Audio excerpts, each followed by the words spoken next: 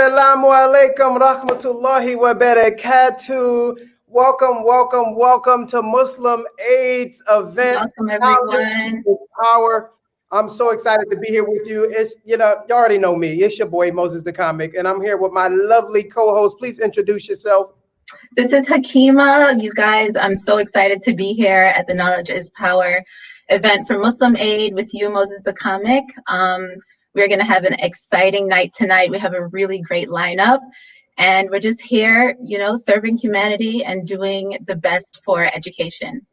Now, first off, before we get started for tonight, we got to give props where props is due and talk about this Noor that's all over your face right now. Oh, sister. No. Let's talk about that Noor that's all over your face during Black History Month, Queen. Talk about it. How's your month been? How's your year been? Alhamdulillah, everything has been going well. I mean, with the pandemic and everything, there's so many ways that things could be going wrong, but no complaints over here. Alhamdulillah for everything. How about you? Alhamdulillah, it's been amazing. I'm actually broadcasting live from Dubai right now. Wow. Penthouse. Wow. I'm in the basement, but I like to think I'm in the penthouse. Don't worry about that. So what's the time like over there? Listen, this is the dedication I have to not just Muslim Aid USA, but Black History Month. It's 4:30 a.m. Wow. I've been down in a lot of cappuccinos today to prepare for this event. I've been looking forward to this month. Dedication. I'm super excited though, man, because this has been for me at least, it's been a very special Black History Month with a lot of different partnerships and a lot of organizations that's doing amazing things just in the communities. And particularly this event is around advocating for educational justice. And it's interesting because I was looking at some of the statistics on the website for the campaign that they're doing, and one of the things that it was talking about was like out of individuals 25 years or older, that 32% of Caucasian students hold a bachelor's degree when only 22.5% of African-American students hold a bachelor's degree. So there's a 10% difference in degree attainment. So we've seen this historical disenfranchisement within the Black communities. Yeah, that disparity is something that definitely we need to close that gap. And it's programs like this that's going to help those disparities to no longer exist eventually, inshallah. Absolutely. And I think it's so important really to advocate for educational justice. And I was thinking about that when I was looking at this flyer promoting this event. I'm like, let's break that, like educational justice, because for something to be just, then that means that a system has been unjust around a particular topic. And so when you talk about educational resources that's been available in the Black marginalized communities versus in the Caucasian communities, there's been an injustice. So we're advocating to really not just bring light to that, but to bring resources so we can start to eradicate, and subvert some of those different stereotypes. Right. And to me, it's all about equal access. I mean, it's not about capability with these disparities. It's all about giving people equal opportunity to be able to fully execute all of the merits that they have within them. Absolutely. I want to put this image up on the screen because I know y'all guys, everybody out there watching. First of all, shout out to everybody out there watching. Please put in the comments where you're tuning in from, what city you're tuning in from, what country you're tuning in from. I know we got a bunch of people from Facebook. Alhamdulillah, assalamu alaikum, Jalila. We got a lot of people on YouTube as well. But I want to put this flyer up because I know you guys. Let me put that up on the screen real quick. This right here is a dynamic lineup. Can we talk about it? I mean, look at this people, Hakima. Who we got on here? We have up at the top, we have Mr. Ubaidullah Evans, mashallah. He's going to be here, spitting truth and just being amazing as he always is. We have Aisha Prime. She is Ustada Aisha Prime. So she is going to be dropping some knowledge for us today with her extensive studies. And then we have Bilqis Abdul Qadir. She is an amazing basketball player. She is an advocate for the rights of women to wear hijab as athletes.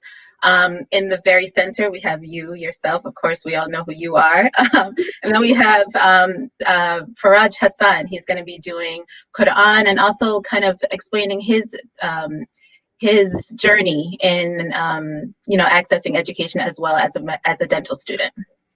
Absolutely. Now, look, first off, I'm gonna just rewind a little bit. We got Dr. Faraj. I always give that man. We got to put his 2 letters on his name. He went to school. It wasn't one of those CNA programs for 6 months that he was in for 4 years. This was the real deal, Holyfield.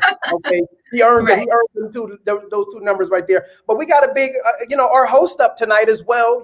Actor, comedian, sometimes mechanic. If anybody out there need their oil change, y'all hit me up in my inbox. I got you. Okay, right. But I'm gonna try. Okay. Yeah.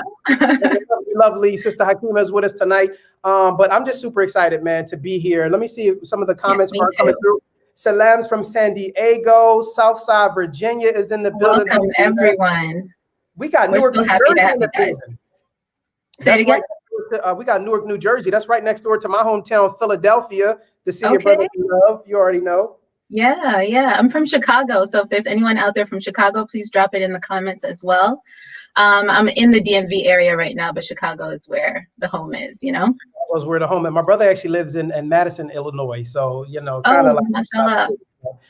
Chicago though, it's pretty cold there right now. Oh yeah. I'm glad that, Virginia has some mild winters. Chicago's no joke. to put it mildly, some mild winter. Yes. Well, we are super excited tonight. One thing I ask for all of my different viewers out there that's going to be watching tonight, please stay engaged, stay active. We are here to support Muslim Aid USA's campaign. Knowledge is power. We'll be dropping the link in there for the campaign because they need resources. They're actually providing interest-free. I want to stress this, especially in our Muslim community. They're providing interest-free loans to African-American students that are pursuing higher education. And this is just like amazing. And again, I've been doing so many of these different community initiatives throughout the year, but particularly in Black History Month. And this is groundbreaking because there are not any other organizations that are providing interest-free loans like that. And even when the loans are repaid, that money is being siphoned back into the Black communities to support Black businesses. So this is just dynamic. Yes. And it's the only program of its sort. I mean, ACC and Muslim Aid is partnering up for this effort. ACC is a continuous charity, and that's the organization that, is managing the loans and has been doing this interest-free loan program for the longest time. And I'm so excited because this is a resource that has been needed for as long as Muslims, have been here in America seeking higher education. We've needed interest-free loans, and this is really solving a problem that has always been there.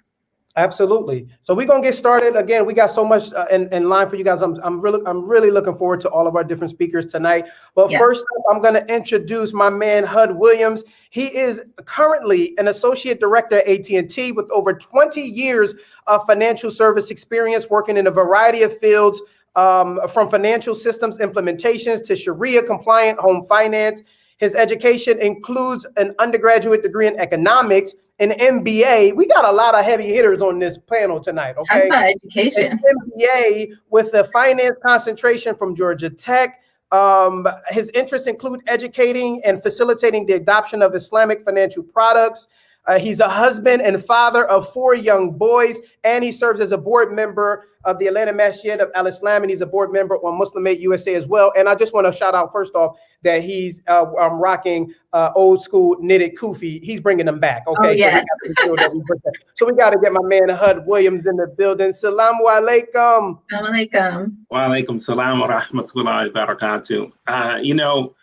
This is, I'm the kufi guy, right? So like the old school knitted kufi, I'm known, like if you say Hud, but like the guy with the kufi. That's him. That's me. That's him. Take it away, beloved.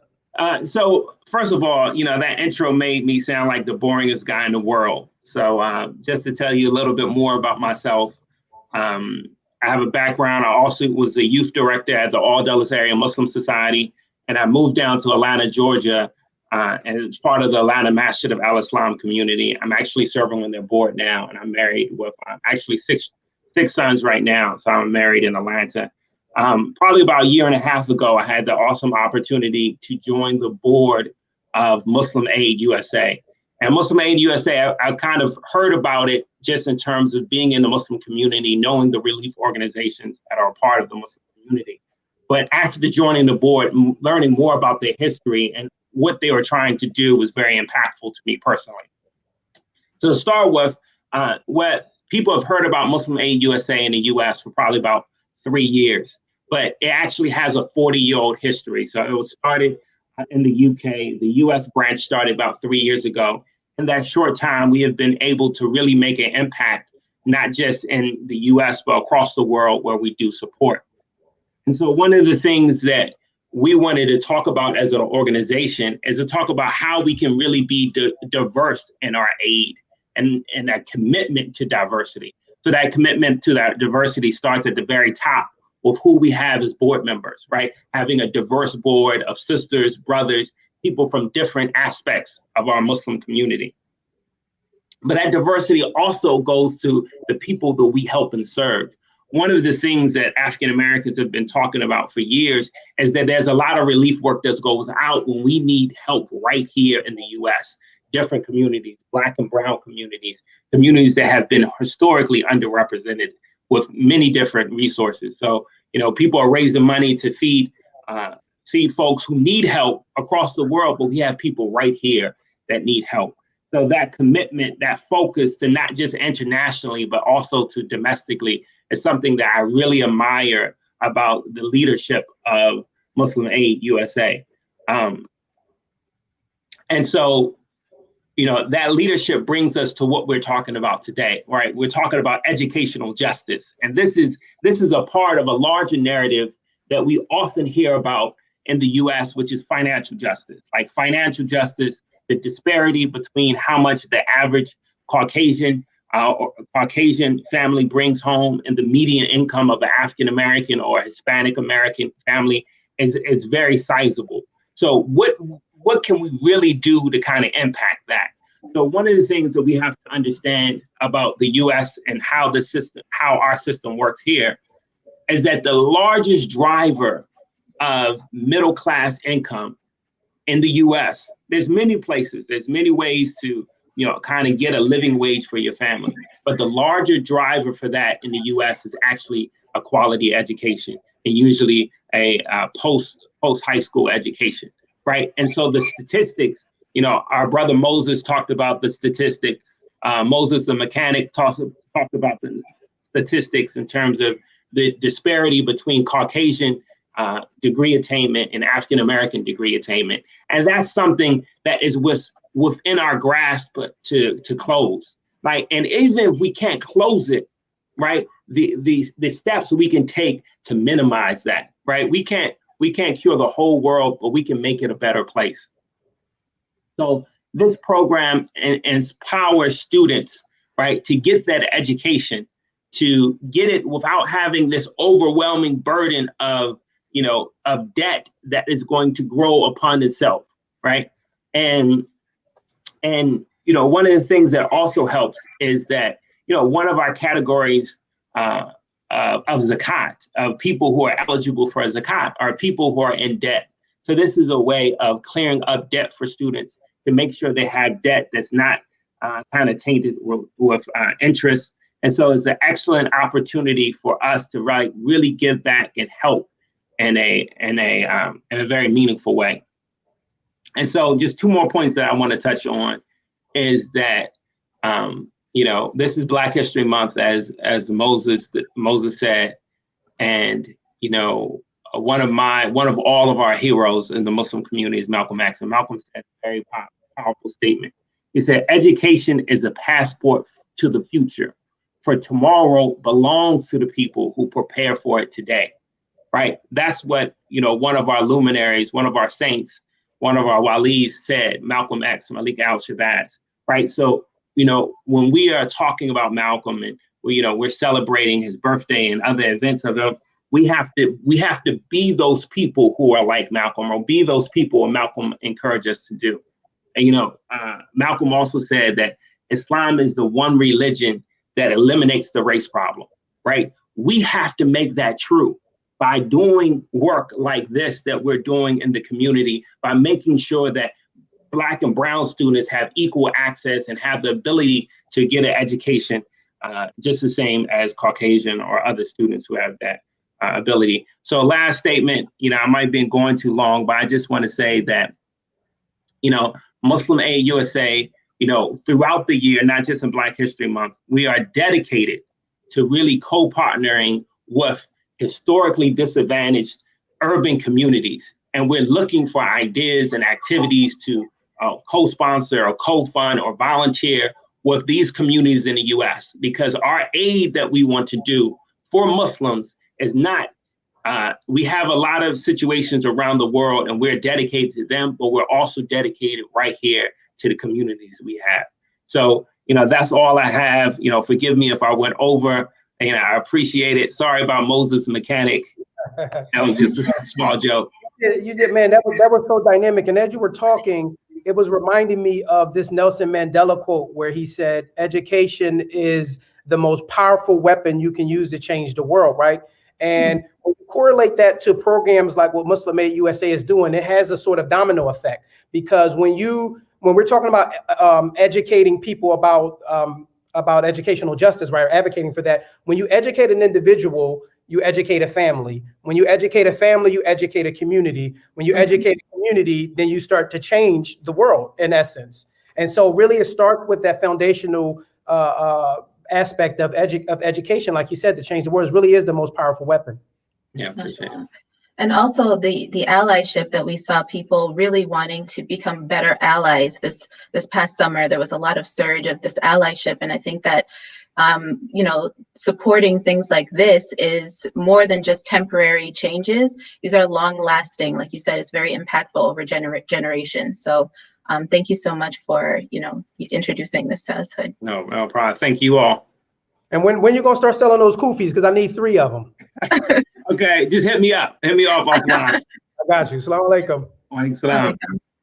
Oh, man, that's so dynamic, man. And really just talking about the programs like this, again, that we need the resources. I really just implore everybody throughout the night, if you can make these donations. And the great thing about making donations like this, the Prophet Muhammad sallallahu alaihi wasallam talked about that it's like planting seeds, right? And when you plant, my partner Yusuf Kormana, we call them residual barakah. And so it's like when you plant these seeds and you give to programs like this, you donate to programs like this, it's like planting a seed of residual barakah that keeps giving, because it's helping put money into communities and into families that they in turn put resources and education and love and care into families. And so by giving tonight, you really are planting seeds of blessings that are going to keep growing and growing. Yeah, that's Sadaqah Jariyah, right? Absolutely. Mashallah. Absolutely. So please, like they say, please pray, share, and donate. That's what we need tonight. Pray, share, and donate. Right, mashallah. So we have our first guest coming in right now. His name is Faraj Hassan. So I want to introduce him to you guys. So Faraj Hassan is from Newark, New Jersey, and he is a non-traditional second-year dental student from Meharry Medical College. He obtained his Bachelor's of Arts in Biology from Keene University, a Master's of Health Science at Meharry Medical College, and is the first in his family, mashallah, to obtain a college degree. He lived in Egypt for 10 years, where he became fluent in Arabic and learned Quran. You might have heard his Quran recitals on social media like TikTok.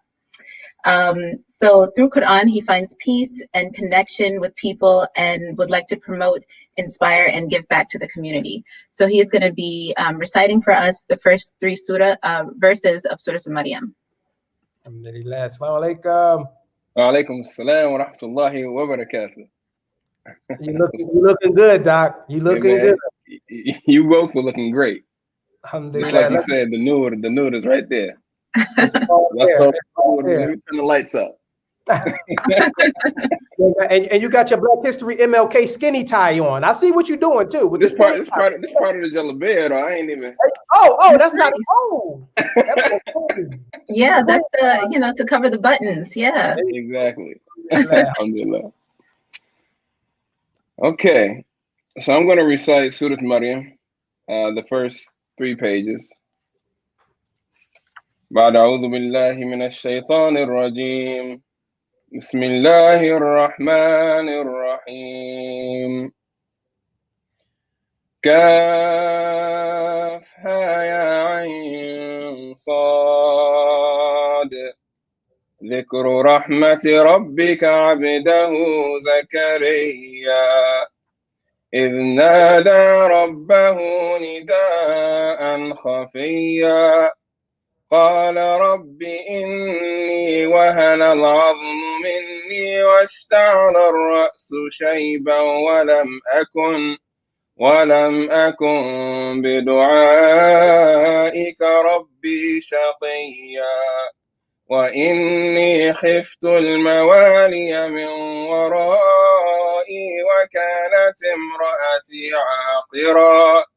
وكانت امرأتي عاقرا فهب لي من لدنك وليا يرثني ويرث من آل يعقوب واجعله رب رضيا يا زكريا إنا نبشرك بغلام اسمه يحيى لم نجعل له من قبل سميا قال رب أنى يكون لي غلام وكانت امرأتي عاقرا وقد بلغت من الكبر عتيا قال كذلك قال ربك هو علي هين وقد خلقتك من قبل ولم تك شيئا قال رب اجعل لي آية قال آيتك ألا تكلم الناس 3 ليال سويا فخرج على قومه من المحراب فأوحى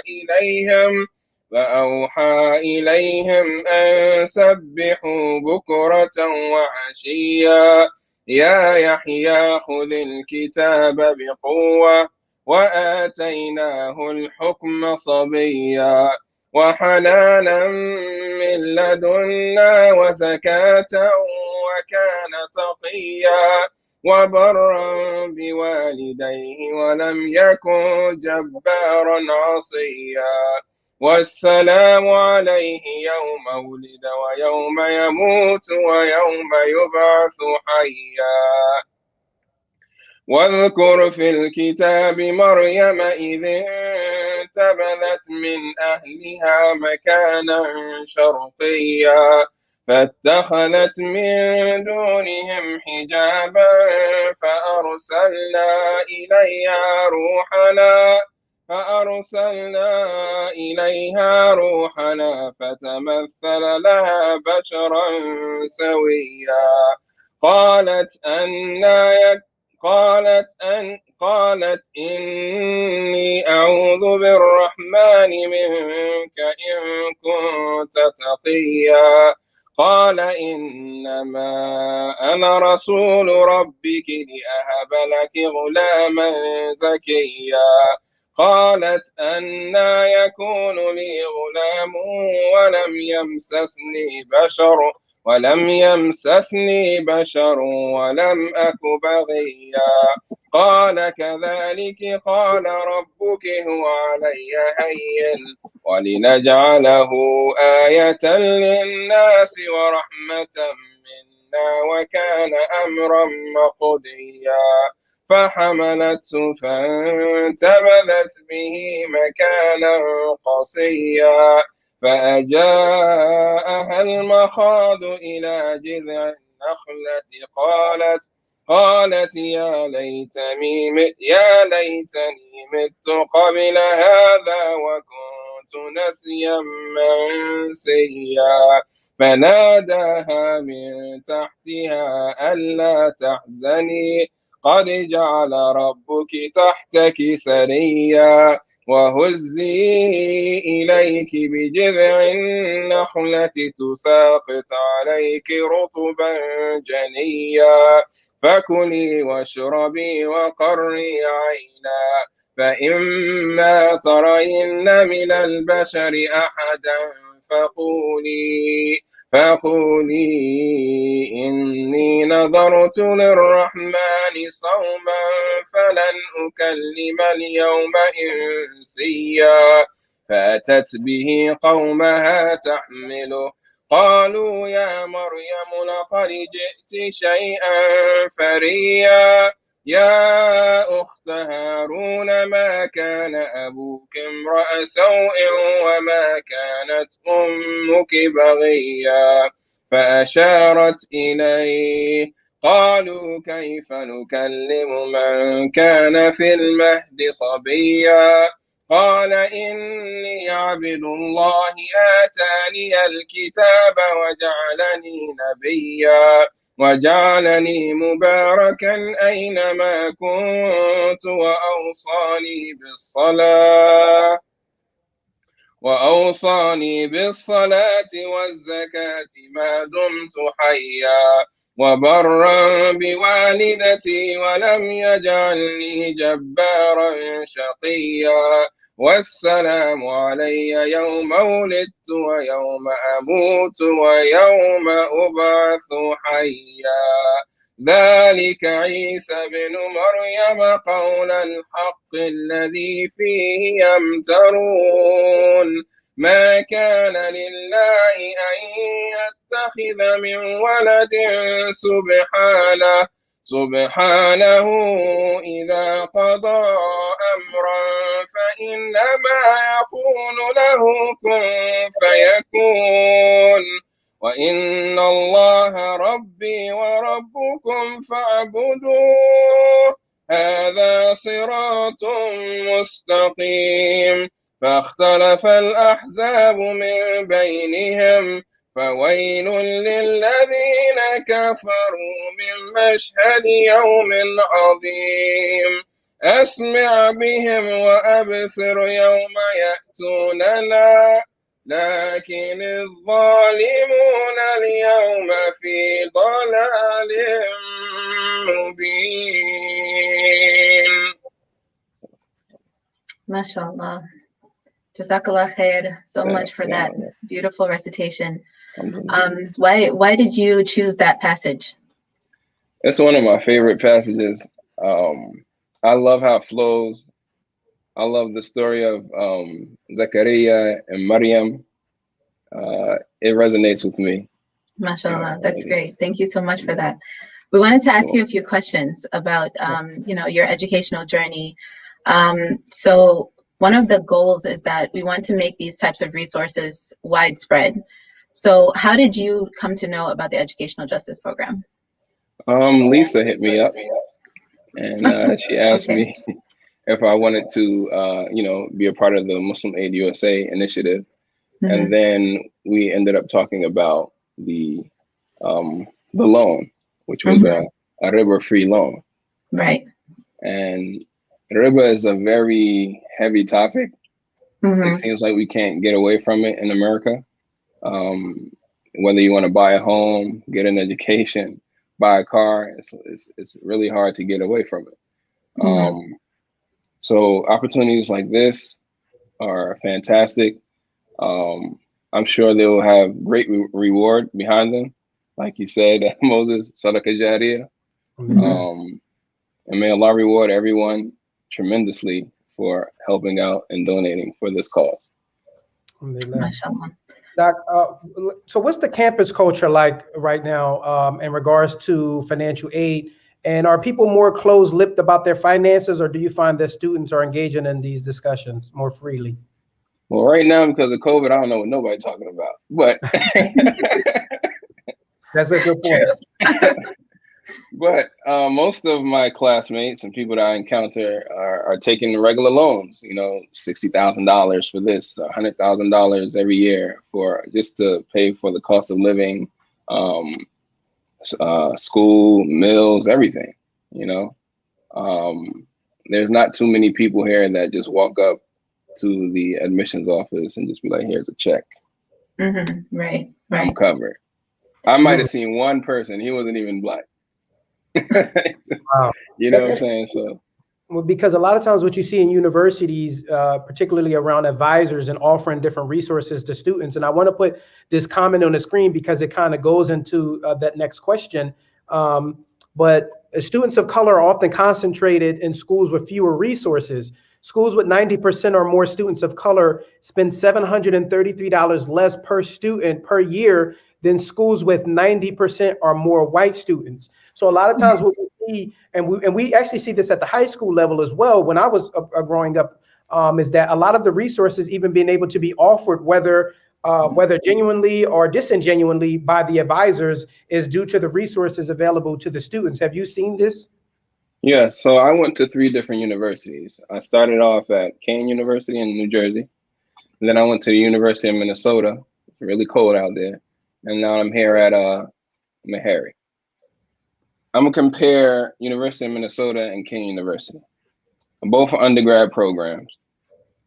And Kean, we were dissecting like frogs and little animals. Mm-hmm. At the University of Minnesota, they had cadavers. Mm-hmm. You get what I'm saying? So there's a big difference in learning. So if you're talking to me about the jugular vein and you show me the jugular vein and the frog, but I'm trying to be a doctor, like how's that gonna help me? It's good, but it's not the same across you, like you said. Right. So that's one difference. Okay. Right. That's one difference. So these types of resources, I heard that you're going to be applying, inshallah, for this interest-free loan. Do you wish that these types of resources were more readily available and offered in the campus culture, kind of ingrained into, the options that you have, financial aid options? These types of resources would be great if they were a part of campus culture as well. Definitely. I'm gonna tell you from my situation. So I grew up in Egypt, and coming here, there was a educational gap because the language barriers and everything. Mm-hmm. So I found myself failing a lot of courses in college, like chemistry. I dropped chemistry at least 3 times. So these loans, like unsubsidized loans and subsidized loans, if you're not in school, then the interest starts recruiting. You know what I'm saying? So if I have an interest-free loan and I fail a course, I'm still good. I just owe you what I owe you because time is against me with these regular loans. Mm-hmm. So whether I'm going to school traditionally and finishing on time or drop a course, I'm still going to pay what I took out. But the other system is against us. Mm-hmm. It's like, and then when you graduate, you want the house and the car. So there goes more, but you can't win. Right. There's really a disproportionate level between students graduating with a higher education but being like severely in debt. You got these initiatives around I believe with Joe Biden, with people with the loan forgiveness and student loan forgiveness and what have you. But even programs like this, and I believe that you yourself are planning to apply, but like interest-free loans like these, what are some of the potential far-reaching benefits of loans like these, and particularly within the African American community around getting a higher education?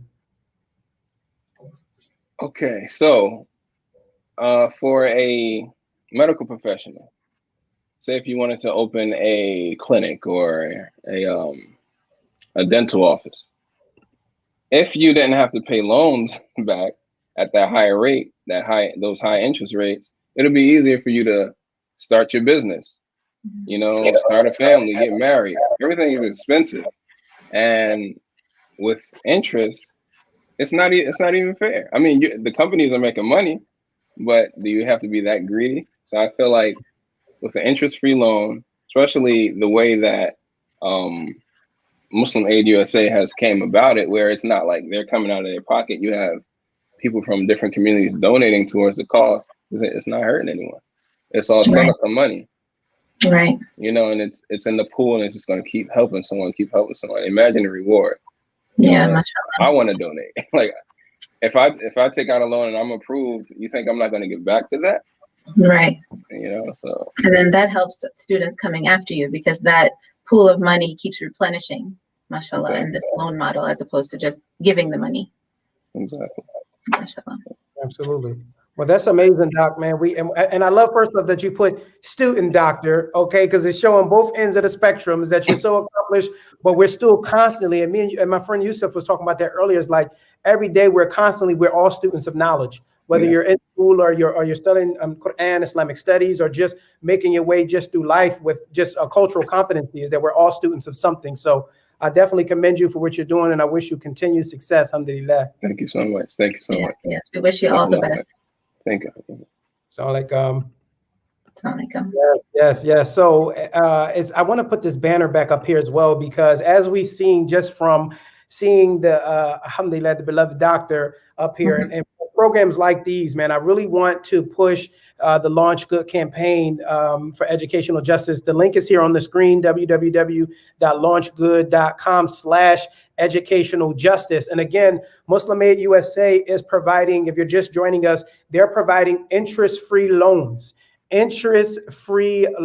to African-American students that are pursuing education. And that's just one part of it. You know, the second half of that is that even when the loans are to be paid back, the money is going to be reinvested back into the Black community and Black businesses as well. So it's just like a twofold process. And there is no other organization that is providing a resource like these. And we've seen earlier when we talked about the disproportion in the difference of degree attainment rate between Caucasian and African-American students, we have a historical disenfranchisement with marginalized communities that don't have the adequate resources, because we take out these high student loan rates and you're not getting approved for them, or the ones that are approved for them, the interest and the payback is so astronomical that you're already at a deficit. Right. So, I mean, just talk a little bit about, Hakima, just how important is this resource for marginalized communities? It is incredibly important. I mean, it is a phenomenal effort that Muslim Aid has put forth to, afford Black students a fighting chance to graduate school without an interest-bearing loan. You can pay that back much quicker than you can the interest-bearing ones, because sometimes you're paying that back over the course of your entire life. Like, you really never stop. And one thing I always think about is, this analogy of, say, Black people and non-Black people starting a race. And some people have those privileges where they have started the race a long time ago. And we have had things that have actually not only not started us at the starting line, but kept us back. So imagine trying to start this race of life, getting resources, getting your education, getting your career, your house, having your kids go to school. But you have all of these things kind of pulling you back as you try to go forward. And those things have been historical, situations. I mean, slavery itself has, set back Black people so many years, hundreds of years, in terms of that race. And so things like this are one step in the right direction to correct that and give that equal access and level the playing field. And when you talk about historical injustice, because again, tonight we're advocating for educational justice. So in order to advocate for something, for justice, then there has to have been an injustice. And like you said, we're talking about historical disenfranchisements back to when even 50, 60 years ago, when certain African-American people weren't even allowed to go to certain schools, right? Right, yeah, these are recent. This is recent, yeah. Absolutely. Go ahead. Let them get the resources available to finish or go through the program. So a lot of times you have, and this is why I'm a huge advocate of HBCUs, because these were started, as much as we love them today and they're like the cool fad to be a part of, these systems were started because there were not higher education facilities that Black people were even allowed to step foot in.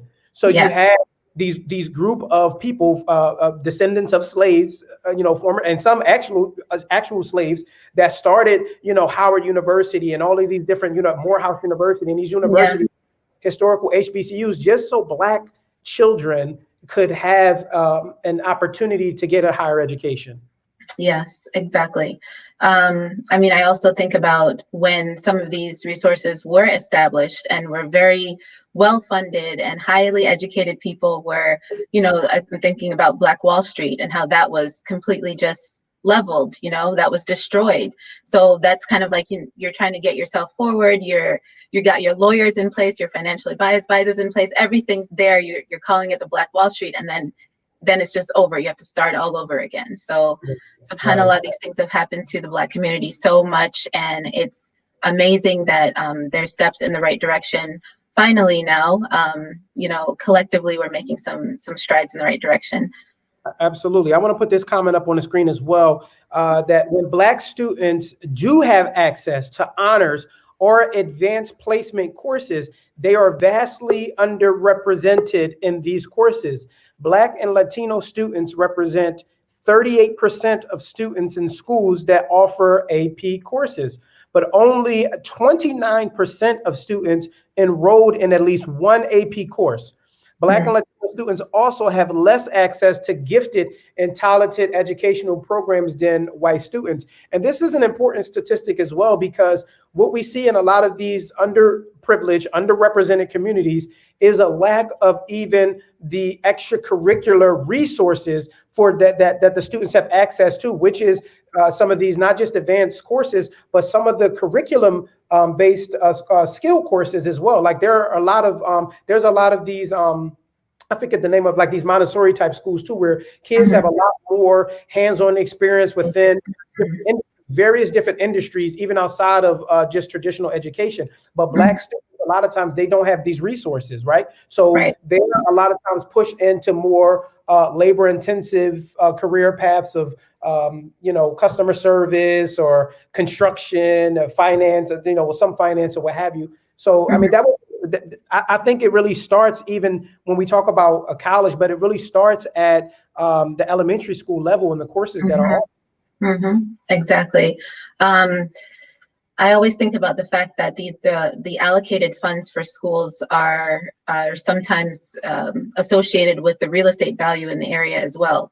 So when you have low funding for your neighborhood school, it's often also related to the value of the houses in the area. And so then that pulls in the real estate industry, and that takes you all the way back to when Black people were redlined into certain areas and denied the loans to be able to buy houses, right, in the areas that were more affluent, pushed into the urban areas, and then that whole dynamic. So these things are not happening in a vacuum. They are so complex and layered, and they're not something that have simple solutions.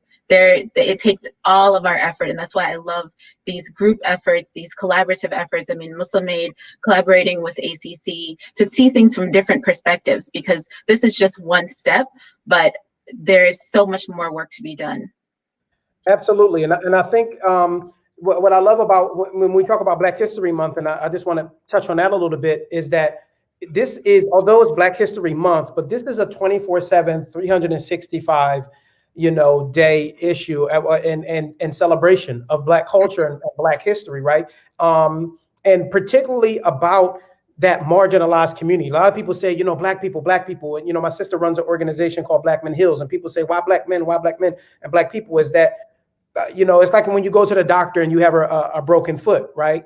And then you tell the doctor, my foot is broke, and I need this bone attended to, and he say, but all bones matter, right? And you say, I understand all bones matter, but particularly the foot is the one affected. My foot is broken. So when we talk about not just during Black History Month and we hear about these marginalized communities, it's important to recognize that on a grander scale, that Black people have been the ones historically marginalized, and these African-American students have been the ones that have been pushed out of a lot of the resources available to them in these families. So these interest-free loans that Muslim Aid USA are offering, I mean, you're talking about changing generational wealth, possibly, of a lot of the debt that they go into. So this is why, we make a difference.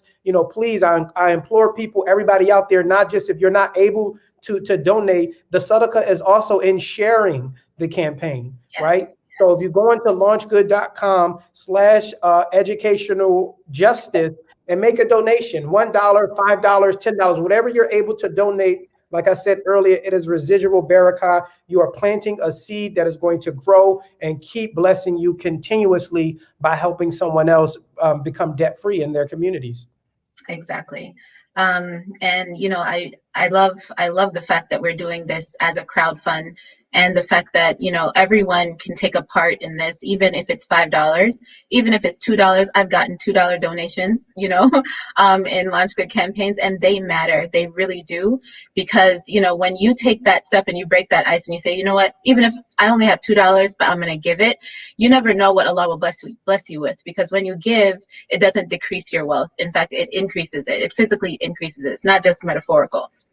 So I just really want to encourage you that even if you have you're scraping the bottom of the pot, scrape it and give the $2, give the $1. I don't even know how small the amount you can give in Launch Good is, but if you can, give what you can, because it really does make a difference. And you mentioned that sharing makes a difference as well. I mean, social media is all about algorithms, right? So when you share and you engage in things, then other people will be shown that content, and then they will have the opportunity to share. So even if you have nothing and you share, you comment, you like, you press attending on the event page, whatever you want to do that engages you with these important matters, it really, really does make a difference. Absolutely. And because it's Black History Month, I would be remiss if I don't use one of the most famous lines from one of the best Black movies ever, which is Coming to America. And they said, we prefer the kind that jingles. I mean, no, we'll take the kind that jingles, but we prefer the kind that folds. Okay. Every donation matters. It doesn't matter if it's $5, it's a seed planted. If it's $10, it's a seed planted.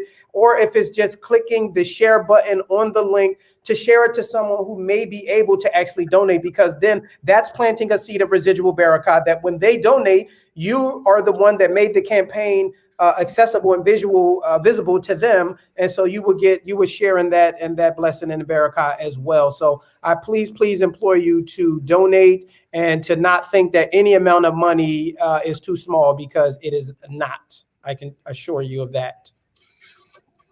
Okay, so what we'll do is, and I want to put this up here. Please share and donate. Again, www.launchgood.com/educational justice. You can go there. Again, all of the information about the campaign is on there, about the interest-free loans, how to apply for the interest-free loans as well. You can go to Muslim Aid's website and see all of the information, and the donate link is there. So make a difference, and please donate now. But I think we are going to move on to our next guest. And I am super excited about this gentleman here because, first off, he is a friend of mine. I mean, this guy is a dynamic speaker. He is the American Learning Institute for Muslims' first scholar in residence. He converted to Islam while in high school, and upon conversion, Ustad Ubaidullah began studying some of the foundational books of Islam under the tutelage of local scholars. He has studied at Chicagoland Institute of Islamic Education. He studied at Al-Azhar, Cairo, and Egypt, where my friend Yusuf Kroma is studying currently. He's the first African-American to graduate from his Sharia program, actually. And he also instructs with the Ta'alif Collective and occasionally at the Inner City Muslim Action Network. He is a dynamic speaker. And I also want to say that he is a big halal stepper, because his jest game is on a beam. And because it's Black History Month, we got to shout out the brother that he always stays fly. So we got to bring the brother on. Salamu alaikum. Wa alaikum salam rahmatullahi wa barakatuh. Can you hear me? Yes. Yes. Okay, very good. How are you doing, Ustad? Alhamdulillah, I'm well, man. Good to see you, man. Me and Moses the comic, we got some strange history. Talk about it one time. Tell us some of the history. I want to know what this is about. Okay, so we were at the Black Muslim Psychology Conference. Yes. And Moses was up there in rare form. I mean, he was doing his thing. I mean, he was going around the room, and he was bringing the audience into the show, which I appreciated a great deal. Then he came to my table, and he said a few jokes, and my wife took exception to the jokes. And but alhamdulillah, I want to say, since then, I've ran into your lovely wife at other events, okay, and it's nothing but love, beloved. There's nothing but love. Alhamdulillah. Look, that's what I said. I said we got everything straightened out. MashaAllah. I love it. How have you been? Not just Black History Month, but how have things been just this year? Alhamdulillah, man. This has been an amazing year thus far. I mean, we're still kind of climbing out of, all of the slowdown that was imposed on us from COVID. But for the most part, man, this has been a time of family. It's been a time of stillness, a time of reflection, a time of really setting our priorities. So, for the most part, man, I've really enjoyed this, mashallah. Mashallah. So we want to go into the first question for you, Brother. Bismillah, go look. Now, be nice. So be nice. You're from Chicago? I am from Chicago. That's correct. So I'm also from Chicago. MashaAllah. Yes, my homegirl is in the house. Yeah. So we wanted to ask you, so this program, the Educational Justice Program, is centered around 5 key urban areas in America. So the non-interest bearing loans will be awarded to students in 5 key areas, and Chicago is one of them. Mm-hmm. And we wanted to ask you, why would we concentrate on urban areas, big cities like Chicago? Why is it that we would need this type of resource to be awarded to students, particularly in those areas? What is it about big urban areas like Chicago that would need this type of resource? It's interesting, man. Bismillah ar-Rahman ar-Rahim wa salatu wa salamu ala rasulih al-Kareem wa ba'd. It's interesting, Chicago in many ways represents the promise that African American communities were seeking when they left the southern United States and migrated to Chicago. But upon arriving in Chicago, a lot of those promises went unrealized. They encountered Jim Crow by a different name. They encountered segregation, but a de facto segregation, not a de jure. It wasn't segregation by law, but it was segregation by economic reality. And so Chicago is a city that is still racked with great social inequity and social inequality. Additionally, Chicago has become the emblem or the epicenter of youth violence, gun violence. So anything you do in a place like Chicago has a multiplier effect, has a kind of cachet through which hopefully those efforts can be duplicated in other cities. Chicago and other urban areas. I don't want to make this, we're not gang banging, we're not talking, we respect the PHI just like we respect the CHI, you know what I'm saying, Moses? But Chicago has, some very special problems. And public education is a place that Chicago struggles only because it's a big, very cumbersome kind of infrastructure. And working through it as a student, of course, can be very difficult. I heard a story about a girl attending John Marshall High School, which is on the west side of Chicago. She was the valedictorian of her class. All right. And she couldn't score a high enough SAT score to matriculate into a 4-year university. Right. If you only have that anecdote, if you only have that story to indicate to you kind of what inequality looks like in education in Chicago, it's enough. It should suffice. This is kind of what students are up against in Chicago. But the kinds of programming, the kinds of initiatives, the kinds of interest-free loans that are given by, ACC, the kind of work that Muslim Aid is doing, it will not only help with education, but it'll also help with wealth disparity. Because graduating and starting a job, alhamdulillah, this is a good thing. But doing so while $65,000 in debt, and that's conservative, or $85,000 in debt, this places you behind the 8 ball. And if you want to experience some real and thoroughgoing upward mobility, right, to be able to provide opportunities for your children, to be able to, create wealth, acquisition opportunities for yourself, you need not only an income or a source of income, but you need to start putting in place sources of wealth. And it's very difficult to do that when you're tethered to tens of thousands of dollars in debt.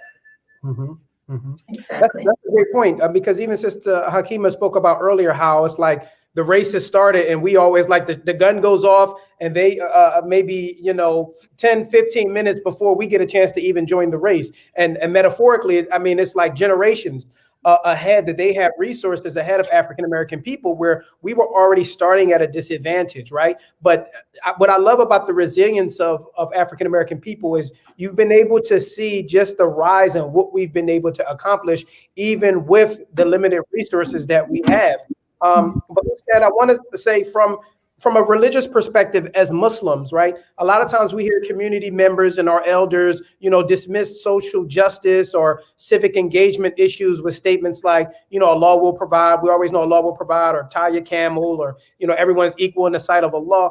But what does Islam specifically say about civic engagement, especially as it pertains to those in marginalized or disenfranchised communities? Yes, I think a lot of that thinking. And by the way, man, is there echo on my voice?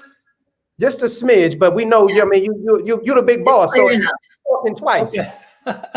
Because something happened with my computer, and I'm actually listening to the show through my phone, and I'm speaking into the microphone, that's connected to the computer. So if it sounds weird, that's where the technical difficulty is coming from. But to Moses's point, when we think about poverty being a source of trial, or we think about poverty being a test, many of us erroneously believe it's just a test for the person that's impoverished.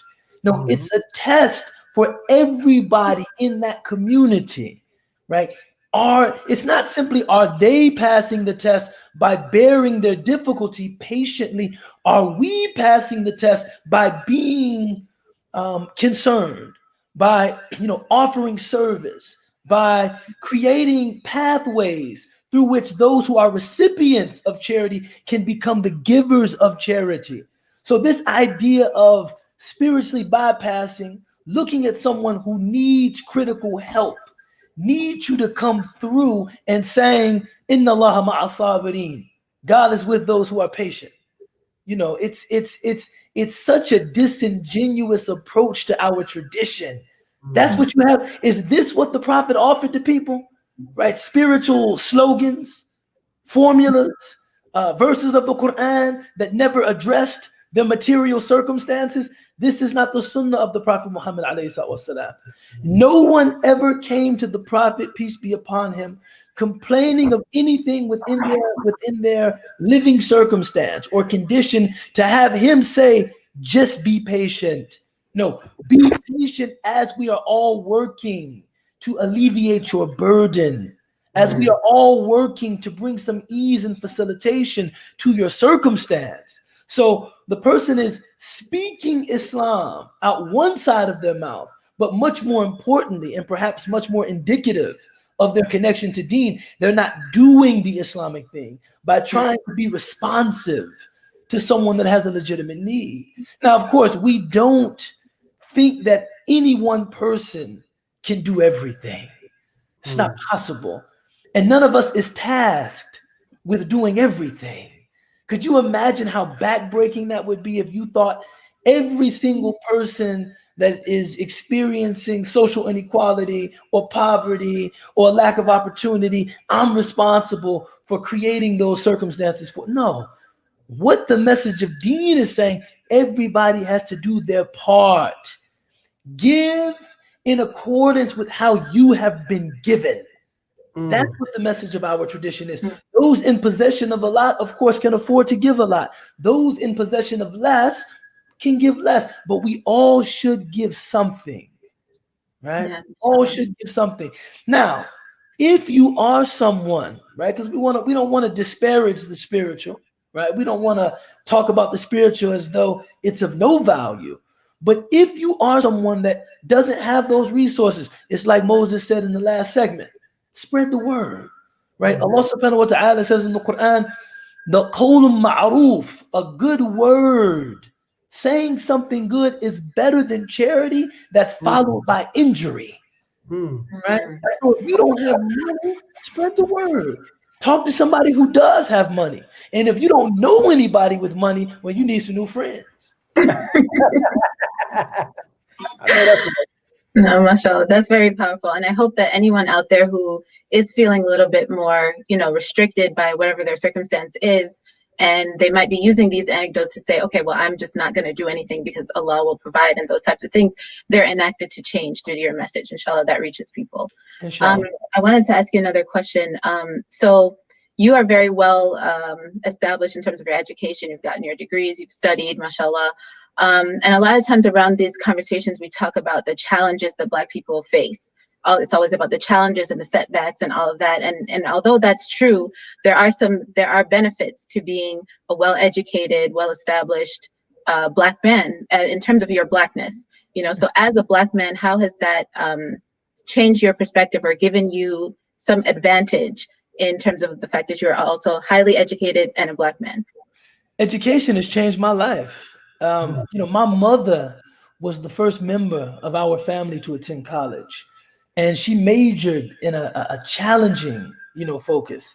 My mother is a chemist, and I still remember the great pride I took in being able to say that my mother was a chemist, being able to say that my mother was an educated woman. And, we esteemed education because we saw that it could lead to real tangible benefit. All I had to do was look at my mom. And it's not that, my mother was a single parent, my father wasn't in the picture.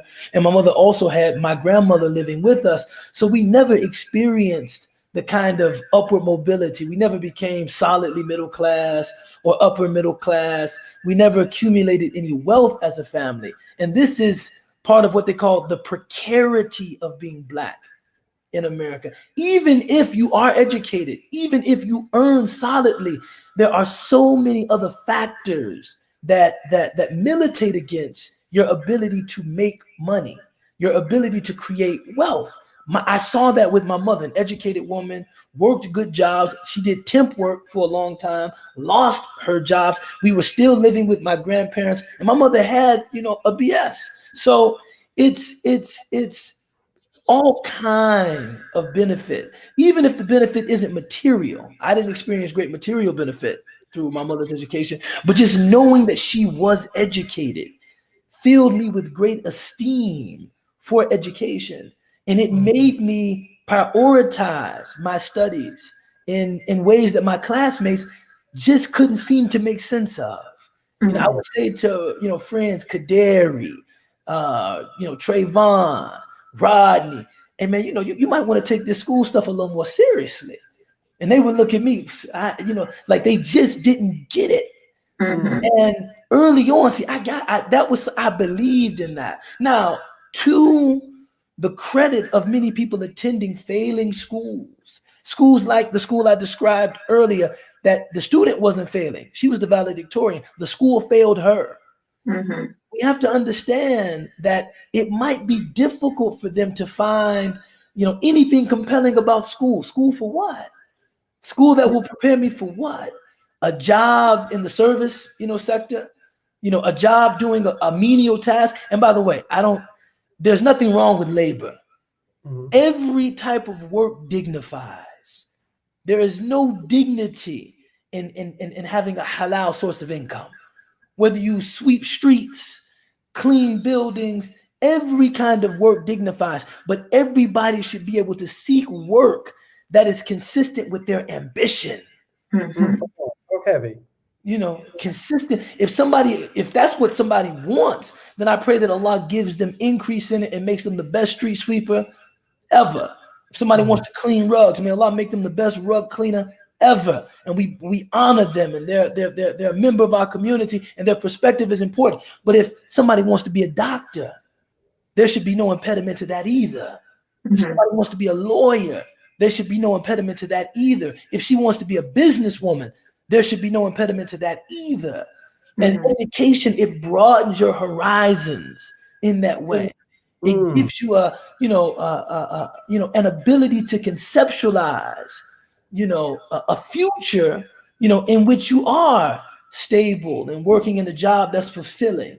All of this is very, very important, and education provides this. You brought up a great point. You're really just talking about how, our education and correlating it to our ambition. And I want to give a special shout out. First off, I know we got 2 Chicagoans here, but Chicago, I've been doing a lot of research just on different cities and their impact during the civil rights movement. And Chicago was one of those cities where some of the first sit-ins happened. Joseph Lowry and Ralph Abernathy came through there. And I want to put this Dr. King quote up there because to me, it really kind of resonates with what you were talking about. It says, it seems to me that education has a twofold function to perform in the life of man and in society. The one is utility and the other is culture. Right. Education must enable a man to become more efficient to achieve with increasing facility the legitimate goals of his life. And why that I think was just so poignant, when you talk about the utility, correlating education to the utility and to culture, right? Because having the functionalities and the resources to be able to, like you said, match them with your ambition, but to have access to education and whatever facet that is. Because even when we talk about education, yes, higher education, but like you said, not to discredit, labor work or people who skilled workers and union workers and different people. We need in all facets of that. But I think when Dr. King is talking about how that twofold function to society, but to man, of the culture and the utility, and the utility, or almost like the function you can play within the culture of that. I mean, this is what's so important, about what you're mentioning, man, is that, somebody is watching this right now, and maybe they're thinking, man, I want to help my Black brothers and sisters, and this will be good for them, and we appreciate that. But we don't need charity in this kind of patronizing way. Oh, let me do something for them. What you should be thinking is that how much human genius is being wasted that we could all benefit from. Yeah. How much talent is being wasted? How much ability that, maybe someone, if they were given the funding necessary to go to school and not worry about debt, maybe this would be the person to cure cancer. MashaAllah. Maybe this would be the person to develop some microfinancing strategies that can deal with the issue of wealth disparity in America for Black community. Right. It's like, it's not just about, I want to help these little brothers and sisters, oh man, I really feel. It's like, no. These are giants. These are people with capabilities, talents, interests, passions, that if we unleash them, we will all benefit from that. It's very true. Very true. Very powerful statement. Heavy. I want to, before you go, Ustad, I want to read this statement to you. It's author unknown, but I think it's one of the things that, I use and correlate so much in my life, just in my career. And when we talk about education, and it says, innovation is rewarded, but execution is worshiped. Innovation is rewarded and execution is worship. And the subtext is talking about how innovation is creativity, right? And it's not enough to be creative. It says that execution is the only thing that separates those who are successful from those that could have been successful. Could have been, right? yeah. So just as a Black man, talk a little bit about that. It's just not enough to be creative. Oh, man, all you gotta do is go to any barbershop in any neighborhood in America, man. You'll bump into so many potential entrepreneurs with ideas. I got a brother, I love him. He has a new idea every 10 minutes. We should do this, we should do that, we should do, and look, all of them are good. Every idea he had. What he lacks, though, is the follow through, the ability to execute. And this is really what education offers, is that how do I get from point A to point B? Right? I got a good idea. It's something I'd like to do. By getting in a program, studying doing some formal study, reviewing some models, and then most importantly, developing relationships with people in the field, you learn how to go from innovation to execution. You see, we have lots of great ideas. Oh man, like listen to this one. I got a Fortune 500 idea for you every 10 minutes. Are we executing them? But can you execute? Can you do what's necessary to bring that vision to fruition? Oh man, that's a whole different thing. And this is for people that have support. See, a lot of times, man, the difference between one of our brothers or sisters that steps out there and tries and someone else is that someone else is allowed to fail 4 or 5 times. His uncle is going to put him back on his feet. His uncle is going to look and say, you know what? That was a good business plan. It failed the first time, but did you learn from your mistake? He's going to say, Uncle G. Yes, Uncle G. G. Yes. Okay, let's try that again and give him a little cash infusion and let him take another shot. Yeah. One of our sisters fails at her business. One of our brothers fails at his business. That's it. Nobody's going to put him back on his feet. Nobody's going to give him another try. No one's going to give him the critical support, the know-how, the counsel to improve upon the idea and execute.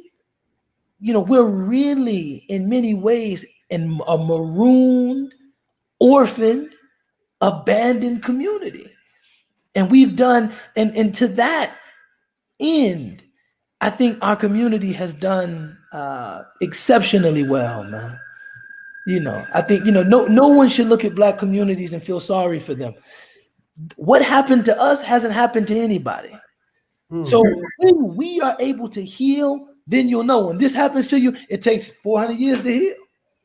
Or if we take 450, 500, it's not known yet, but we're doing a very good job, and we thank Allah for that. We appreciate you so much, Ustad, man. Thank you so much. Dynamic up there in Chicago. Hey, Moses, man, you and Yusuf, I'm waiting for an invite to get on the show, man. I'm trying to figure this out. Bro. We together in Dubai right now. He sends his salams. He couldn't stay up, mashallah, but he definitely sends his salam. When he knew you was going to be, he said, look, that's my mentor. He said, that's my mentor. Oh, wow. Yusuf is my man without question. I expect him to surpass me in every respect, except his flyness, though. He always be my student. That's what he said. He said he got something for you with the flyness. But alhamdulillah, Ustad, we appreciate you. Your family and your wealth, everything. Shukran. Jazakallah khair. Alhamdulillah. Amazing. I'm gonna put the banner back up again just to keep reminding people. You just heard from Ustad Ubaidullah Evans, dynamic teacher, lecturer. So powerful. Student. So many gems dropped. I mean, and it seems like of course he's very well versed. So he drops them one after the next, mashallah. I really, really enjoyed that. We do want to pull in our next guest.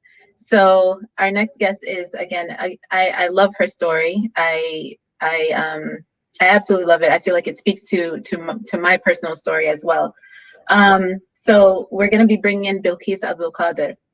From a young age, she knew she wanted basketball to be a part of her life. Living in a practicing Muslim household, Bilqis began wearing hijab and practiced modesty on the court. Her skills got her a full ride scholarship to the University of Memphis, where she played 4 years.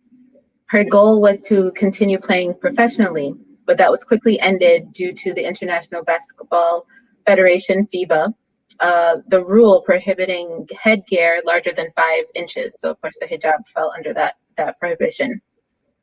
Unwilling to stray from her beliefs, Bilqis chose faith over basketball and gave up her dream of playing basketball professionally. She raised her voice for the next generation and effectively forced FIBA to uplift the ban. So she changed it for the next generation. She did not pursue her professional career after the ban, but instead has been focused on advocacy work, running a basketball program called Dribbling Down Barriers along with her husband, and is a recent mother. Bilqis is currently living in London, Ontario, Canada. So welcome, Bilqis. We got it. Before I bring her on, I want to let y'all know this is like my little sister right here, okay? She's also a new mother, has an amazing, beautiful family, beautiful little baby at home. Me and Yusuf, we fight over the fact that we like his unofficial godfathers, okay? Just to let her know. So it's a family affair. We're taking the title, okay? So I want to bring the sister on. Assalamu alaikum. Wa alaikum salam wa rahmatullah. You can't start off playing games, Musa. Come on, I just let your husband know me and you said we rock, paper, scissors, and I won every time. So I'm gonna take the title. How you doing? How's the family? Good, alhamdulillah. I'm actually in the States right now. I'm in Massachusetts, my hometown. So I'm not in Canada right now. Okay, mashallah. Yeah. Is it cold up there? That's not even a question. There's snow out there. It goes without saying. You in Dubai, so I'm trying to get where you are. Right. I'll send y'all some of this. I try to put a flannel on so I look the part that I'm, yes. Okay. Out here tonight, with Muslim Aid, alhamdulillah. Thank you so much for being a part of this dynamic, important conversation. But talking about knowledge is power, and we're advocating for educational justice. And we've been talking all night about the fact that if we're advocating for justice for something, then there's been an injustice in the system somewhere, right? About resources available to African-American students. We've seen the stats put up on the screen tonight about, the Caucasian students and that they hold bachelor's degrees only to 25 to 22% of African-American students. So there's a big difference in the degree attainment, the resources available to the different communities. And just talking about you in relation to education and your story of sacrificing a professional athletic career for the sake of holding on to your dean is admirable. But there are a lot of students out there who are giving up on parts of their dreams to avoid the weight of interest-bearing student debt. So tell us how that feels to be faced with a decision between your life's dream and your dean. Bismillah. Honestly, like every time I'm asked this question, I'm put right back into that space that I was at when I had to make this decision. And honestly, I feel like we're at a place in life or just today's world. Like, why are we still having to choose between our belief and our passion? You know, and just personally, I questioned Islam. Like, and I was in a huge, this contradiction was so big because it was just like, man, I was this Muslim girl who played basketball, but then my Islam, my Muslim identity was what was essentially keeping me away from, you know, pursuing my passion. And so in that moment, man, I questioned so many different things. And the first thing that I questioned was Allah subhanahu wa ta'ala. And, you know, in no form or fashion did I have the room or the space to do that. But when you're faced with these, you know, this type of adversity and these struggles, you tend to question so many things that are really important to you. Yeah, I mean, I can only imagine how it felt to have to be at that fork in the road. You know, one path is giving up and one path is actually pursuing, but then giving up, you know, what's more important to you, which is your dean. So we think, I mean, that's very admirable of you to have given that up. We wanted to know more about your story or your journey in funding the education that you did end up, you know, you got your degree. So how did you fund that? So I'm the youngest of 8. I have 4 sisters and 3 brothers, mashallah. And I've seen my parents struggle financially. You know, they were actually out of pocket trying to pay for my brothers and sisters to get through college. And so deep down, I knew that I was just like, man, what can I do to help? And before I could even bring that to the table, my parents brought it to me when I was around like 12, 13 years old. And I remember having a vivid conversation, and my mother was just like, look, we can't afford college. So you're going to have to, you know, help us out in some way. And I knew that basketball was going to be it. I knew that you could get scholarships. I knew that if you were good enough, this could be a possibility. So from that day on, at 12 or 13, I was like, I'm going to be the best basketball player I can be so that I can lift this, you know, this financial burden off my parents. And I promise y'all, I was grinding like up and down my driveway, between the legs, behind the back, practicing my shot, playing against boys in the neighborhood. I knew that I had to be the best in my city to get seen. And alhamdulillah, you know, through that, I was able to get seen by universities and essentially get recruited. But it comes with a price, you know, like it's not just a free education that they're giving you. And a lot of people don't understand that this sports business is a business, even at the college level. These coaches are selling you. We have $1 million facilities. We're sponsored by Nike. You're going to get free food. You're going to get, and so they're going to these inner cities where I'm going to just say it, where they're the best athletes. And, you know, you're giving them something that they never had before, but it comes with a price because when you get there, you're back to work. You know, and that passion is then, now it's a job in a way. But honestly, I'm so grateful, alhamdulillah, because I was able to, through basketball, you know, and through basketball, I was able to get a bachelor's for free and a master's for free. And I'm telling you, somebody said, as soon as I graduated, go get your doctorate. I said, if it's not for free, I can't do it. And here I am in this position of afraid of debt because there's no other way, you know. So, subhanAllah, this program that we're raising money for tonight probably could have helped me, you know, pursue a doctorate if I knew it existed.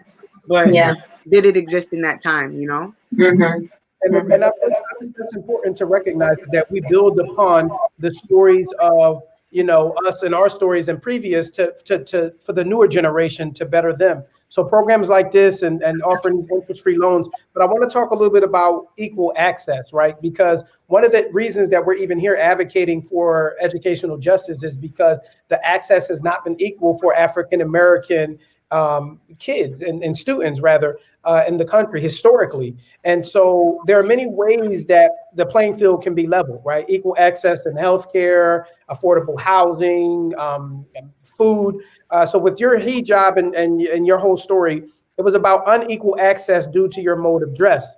You know, their policies effectively excluded you, although you had all of the talent necessary to pursue the heights of your dreams. And a lot of Black students, such as yourself, they have as much potential. Like you just said, I always say there's a Michael Jordan playing in an alleyway in North Philly somewhere. You know, there's a little girl singing in the shower that sounds like Whitney Houston, but she may not have access to equal access. So what role do you believe access to education plays in the empowerment of youth and Black youth in particular?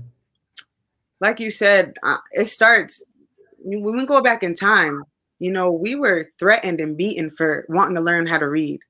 We were placed in schools that were, you know, underfunded. We were still segregated. So the education that we did get from day one, like Ustad was just talking about, we were behind. We're always playing catch up. So in today's time, why are we still fighting for that? You know, like, I'm tired of hearing, man, I'm the first one going to college out of my family.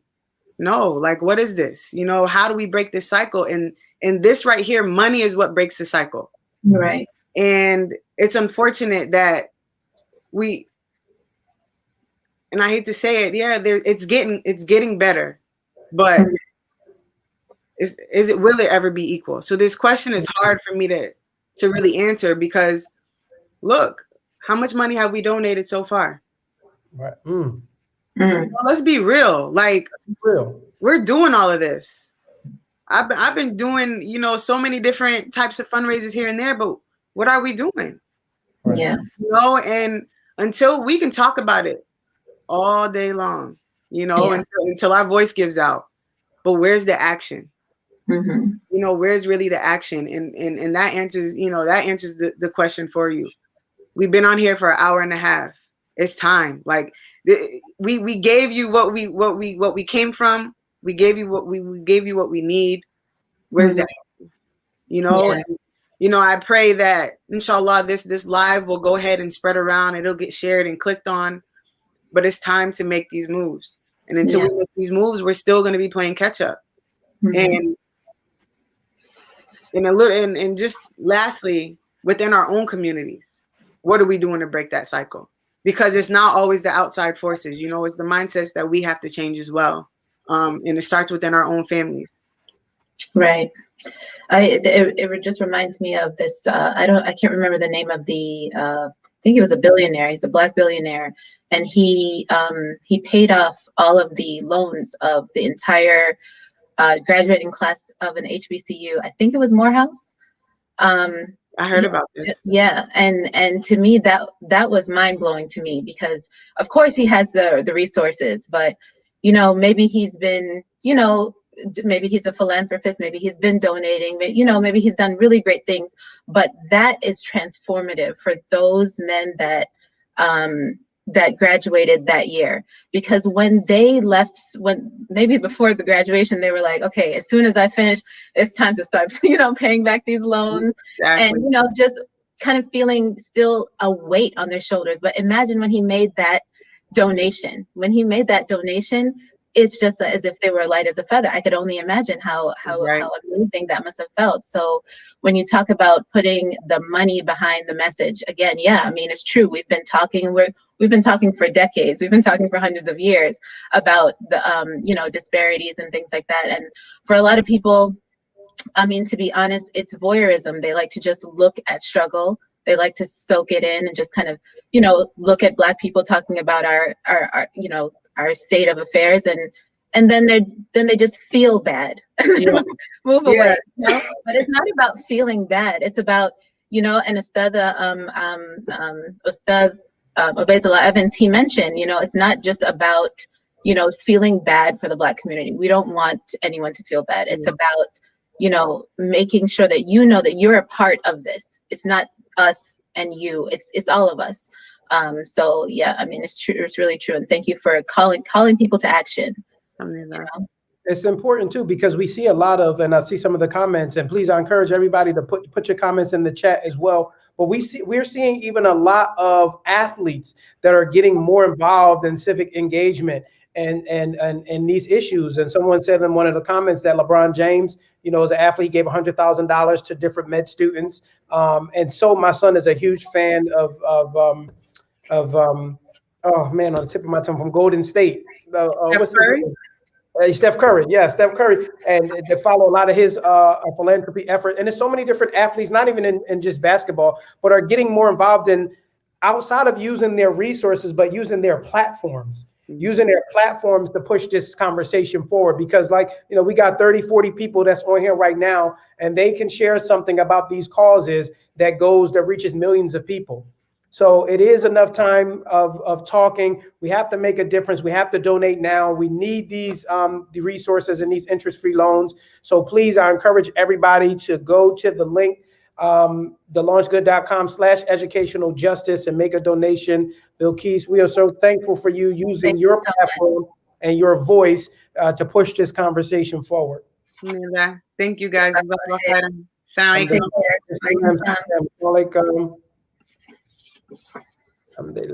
That was dynamic. I'm going to put the link up again to encourage people to please donate. Please share the message. Spread this message. It is extremely, extremely important. And talk a little bit, Hakeem, about even your story in education.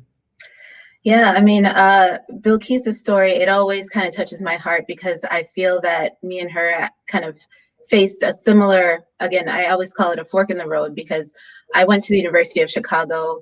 I got my bachelor's degree in biology. Pre-med student, always wanting to become a doctor. Ever since second grade, I think, is when I decided I'm gonna be a doctor. And the path was long, and the MCAT was hard, and organic chemistry was, almost failed it. But alhamdulillah, we got there, and I got my master's degree in biology as well, just to kind of make sure I was a good candidate for medical school. And I always knew that I would face this problem of having interest-bearing loans to be able to fund my medical school education, but there was really nothing that was going to hold me back from still trying to see if I could even get in, So that was back in 2013, and alhamdulillah, I did get in. I got in 2012, and then I took a year, literally a year of self-advocacy to try my best to find resources. I deferred my acceptance, and for a full year, I did everything I could. I mean, everything I had the capacity to, along with my family, asking for donations, putting on little events, looking at organizations to see if anybody would, maybe even the people that give non-interest loans for mortgages, to buy homes. I was thinking, maybe you want to extend it to students, I'm your first student, you want to extend your program.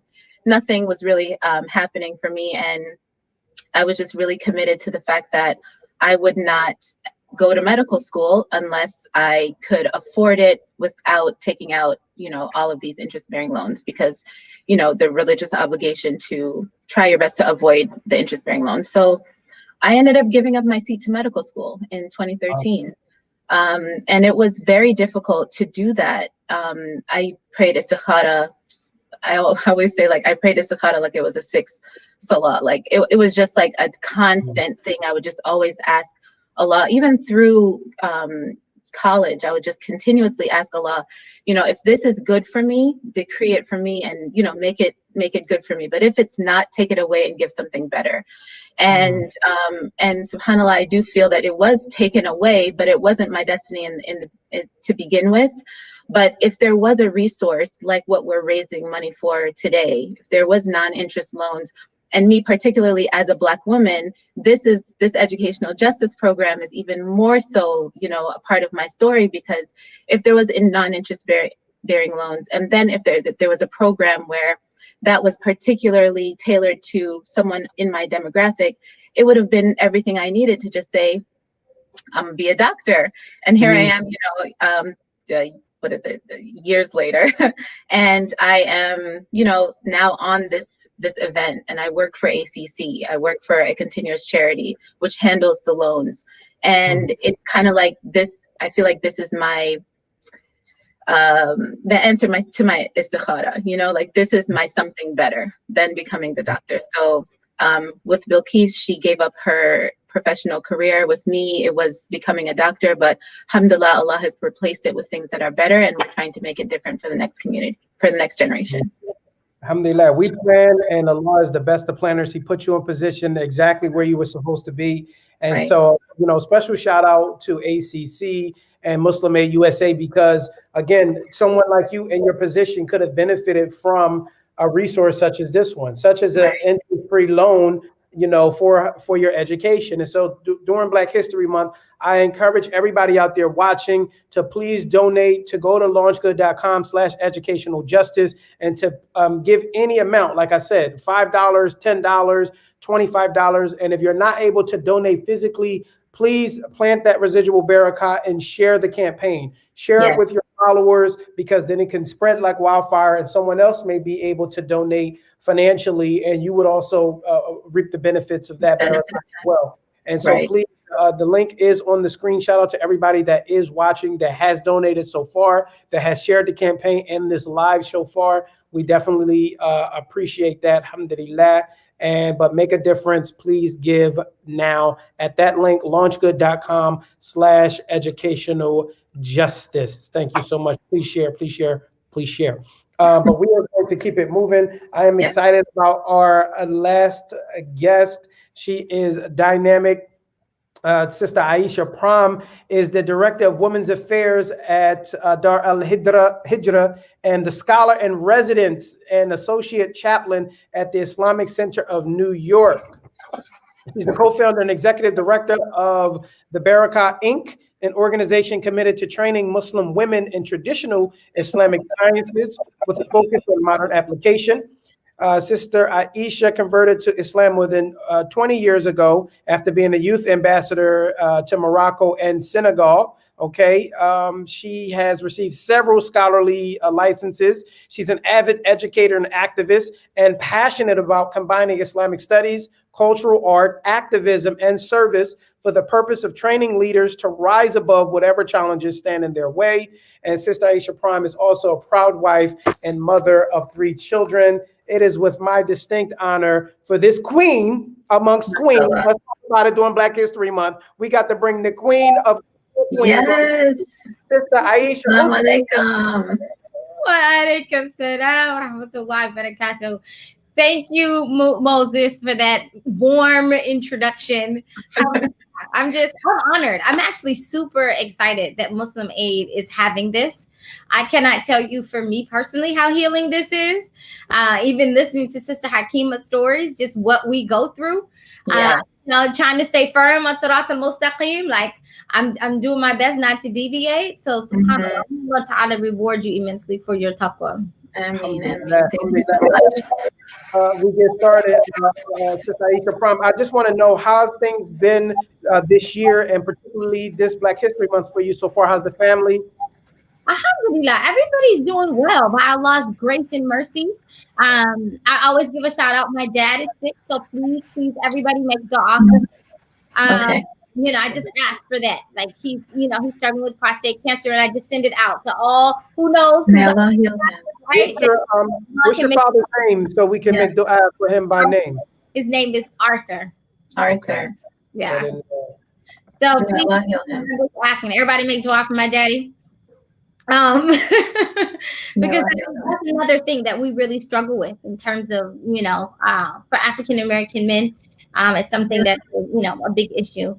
So, other than that, everybody's doing really well. He's strong. As my son called him when he was young, he's the king of the old strong. So, oh, mashallah, mashallah. May Allah heal him and bring him back to full health. Ameen. Everybody say ameen, ameen. We're so happy to have you here. I'm personally a big fan of you. I love your speeches. I love you as my sister in Islam. And I know that you are very well educated in the history of Black Muslims in America. So we want to take a little step back and just have you start with educating us a little bit about, particularly with regards to education, some of the limitations that historically Black Muslims have faced in America. Yeah, so in answering that, there's, I have to start with, of course, the origin. And it's something that we don't like to hear because of, it's so painful to admit. But in reality, when we look at, and I'm talking about the transatlantic slave trade, I'm not talking about the intelligentsia and the academia that arrived on their own before the slave trade, but the one that it comes in that mass migration of the slave trade, where literally education is illegal, right? So if you were caught reading, your eyes could be burned out upon the second or third offense. Definitely, if you were caught attempting to learn how to educate yourself, that you would receive lashes. And I mention that only for the specific understanding is that the relationship between African Americans and their pursuit of education is not one of laziness. It's one that where people were actually willing to risk, limb and health and wellness and possibly their life in order to educate themselves. In addition, when we looked at those who arrived, they were not initially an uneducated people. They knew multiple languages, right? They knew that part of the reason why they were stolen was because of their genius as it related to architecture, as it related to building, as it relates to invention, and a number of other things. And so that struggle, right, to keep them in a certain position so another people could rise after 400 years of free labor is one of, I will constantly put not only my foot on your neck, but also then when it comes like, okay, we can't do that anymore because it's no longer legal. So then we'll put it into policy, right? We'll make it systematic. We'll make it institutional for those group of people to not be able to be educated in the same way. And so what we begin to have literally, when we went from segregated education, which means they're not allowed to attend the same schools, definitely you don't have the same books, you definitely don't have the same quality of teachers, those who are able to be educated in certain institutions. So then you have like this beautiful resistance of African Americans who then started to develop their own teacher colleges, right? Who started to develop, that's how HBCUs came about. That they said, you know what, we're not going to sit back and simply just let this happen to us, but that we will begin to do our best to educate our own children with the best resources that we have. But that doesn't excuse, nor does it dismiss that when this segregated education, right, only did it come when it became like, okay, we've got to integrate education, right? When it was legally forced, we've got to integrate education. Then it became about redlining in terms of residential. So basically, if you lived in a particular neighborhood, as we know, we could live in a similar area, right? Or work the same job, should I say, go to the same bank, not get the same loan, as we know, right? Even if you got the loan, you can go to the same real estate company. They're going to show you to live over here, right? As opposed to, we don't want you over here. So what happens is with that residential redlining is that this particular group of, or should I say this residential area of schools, get up to 10 times as much funding for their schools than, so let's put it like this, suburban America gets 10 times more funding than the poorest 10%, right, of schools in other aspects of America. So of course that's going to affect what teachers you can hire. It's going to affect the kind of curriculum. It's going to affect the books that you can use. Not only, and then we talk about resources. For example, so you've got schools, and let's say some of the average public schools teaching computers with very limited computers. They're teaching coding, but they don't actually have computers to work on them, right? Or they're teaching biology, like what you were studying, but they don't actually have an official lab, like a functioning lab that they can actually have dissecting tools and things to work on by which they would be able to pursue a medical degree. You even today, you got students in suburban schools learning about Dow Jones and learning about the stock market, right? And that's not even being addressed inside of, let's say inner city schools.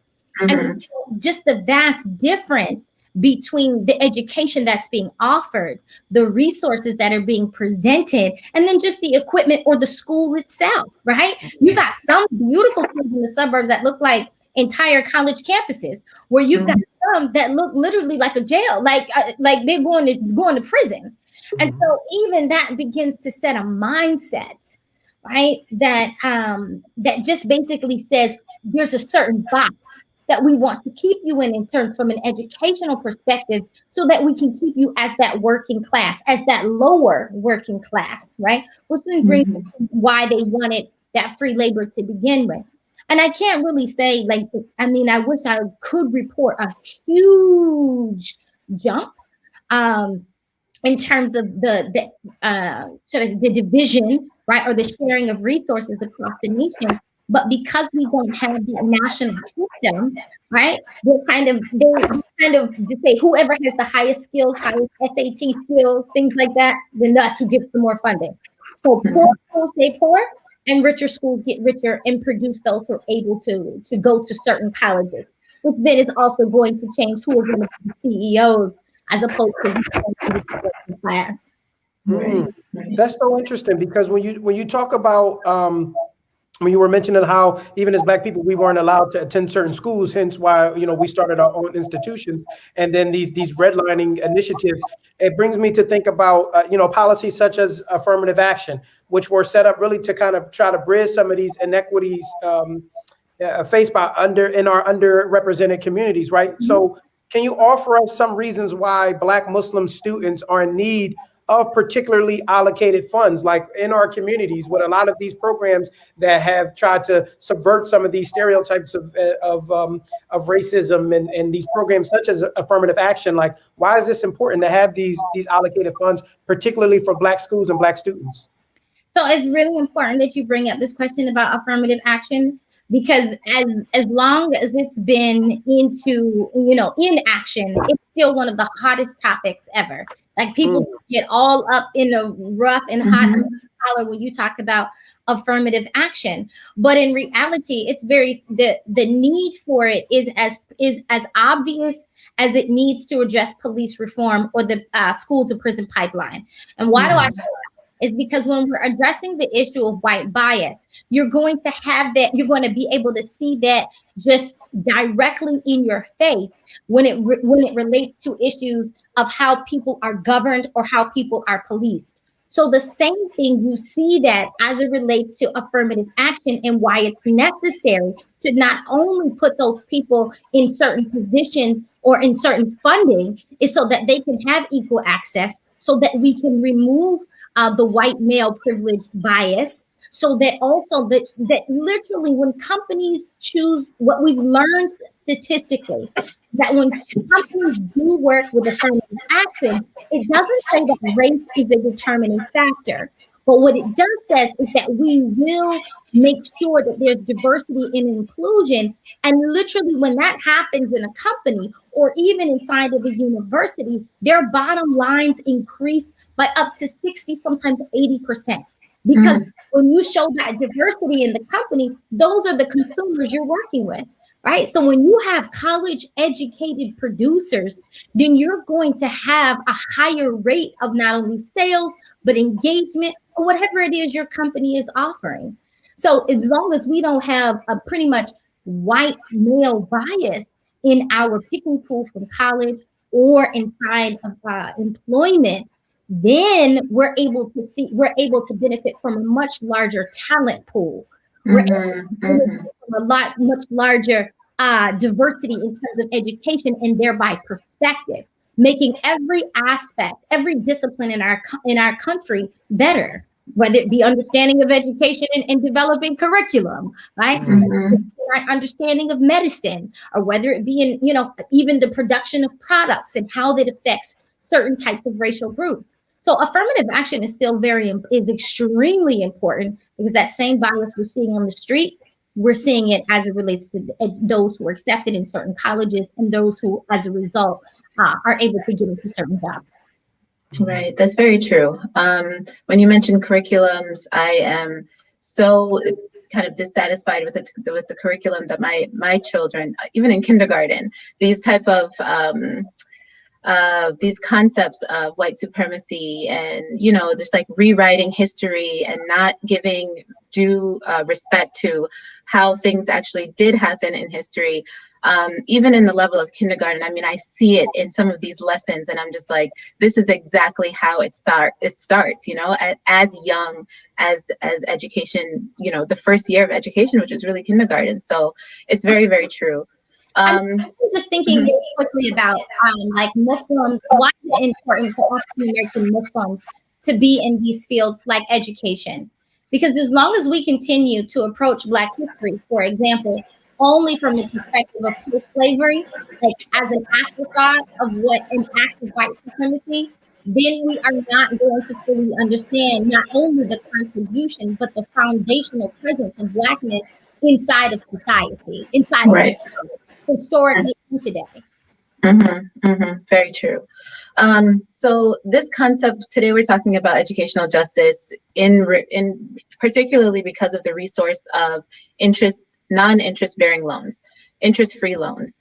And this concept of interest-free loans is quite revolutionary, actually, because interest is so soaked into everything that we do, accessing education, getting a car, getting a house, everything, you have to take out these interest-bearing loans. And so with this revolutionary concept of having loans that don't bear interest, it's one of a kind. I mean, this Muslim Aid event is really introducing something, but it's really just one organization in all of America that the Muslim community, we've only come up with one organization that provides these loans. So firstly, like, do you think that we could break free from the shackles of interest as Muslims, seeing as riba is something that we should be avoiding as Muslims anyway? Do you think that we can do that? Can we break ourselves away from that? And then also, what would it take for us to be able to break away from that?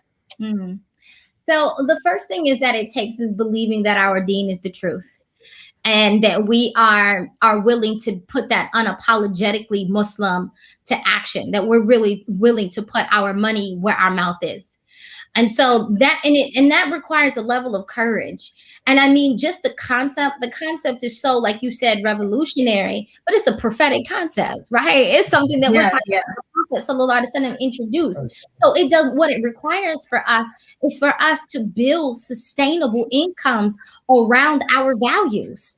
Right. And so when we look at, for example, capitalism, this is like, what we're talking about is something that's a Calvinistic idea.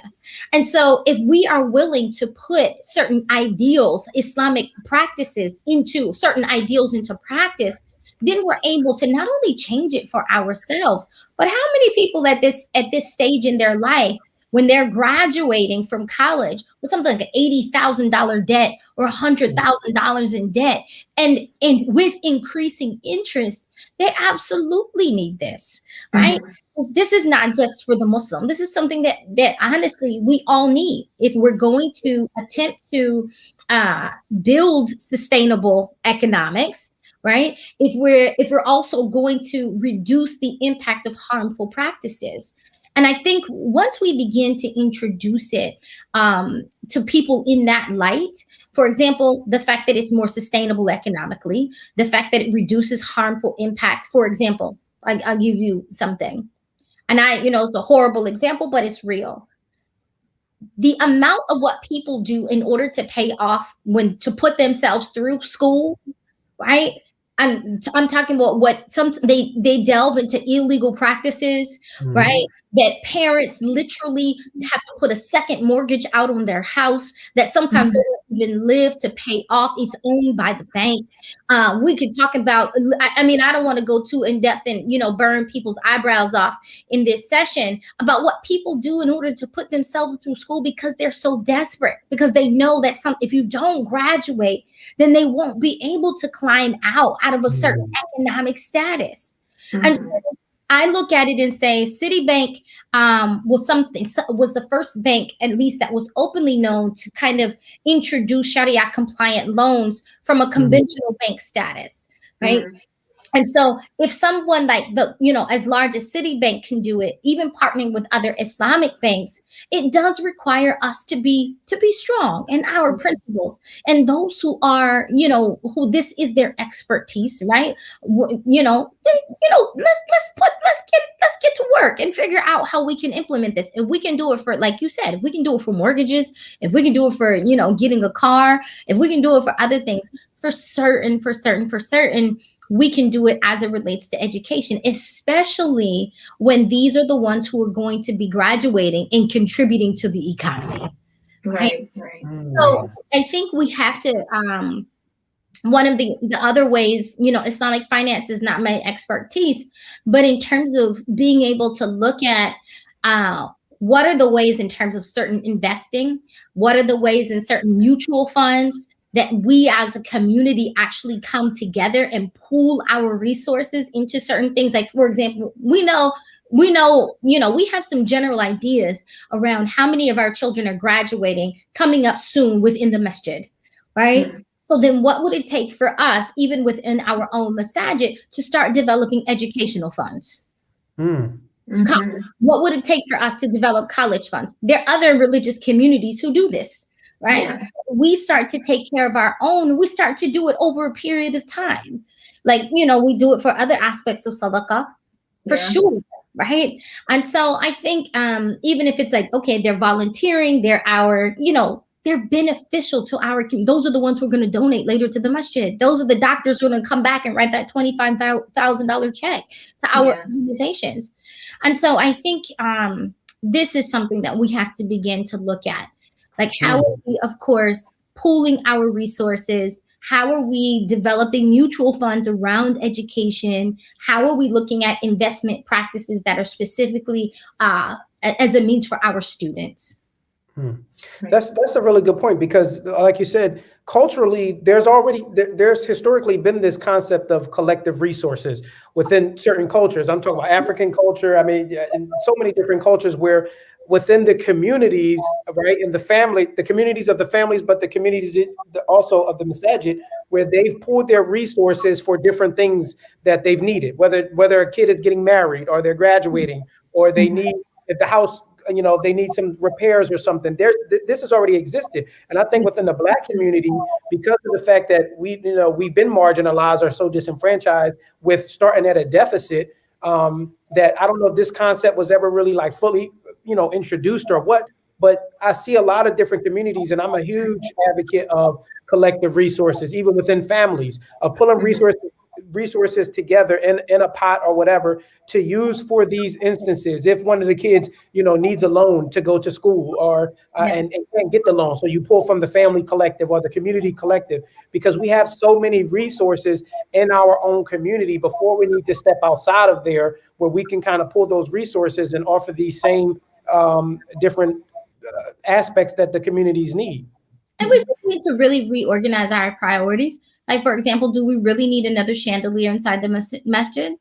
Like, do we really have to have that specific tile? That, I'm just saying, in terms of we put some of the same investment into human beings that we put into buildings, we would be a lot further along. Yeah, very true. Good point. Very good point. Sister Aisha, we thank you so much, man, for just using your voice continuously, not and your platform, but your voice continuously to talk about these issues in the community, for advocating for Muslim women, and not just in the Muslim community, but in general, just advocating for Muslims and Muslim women, but particularly using your voice for this issue to offer these interest-free loans, because like I said earlier, this is something that generationally can make a difference to eradicate a lot of these income and these debt, the poverty. So we just hope Allah continues to increase your family, health and wealth. And I always say, my father used to always make the dua that may Allah, protect us from the influence of the jinn and of the shaitan, and just increase us and continuous health and wealth, inshallah. So we Ameen. Thank you so much. Thank you so much. Thank you. May Allah bless Muslim aid and grant complete success in this endeavor. It's so needed. I mean, thank you so much. Thank you. Walaikum salam. So important. Always so good to hear from Ustadha Aisha Prime, mashallah.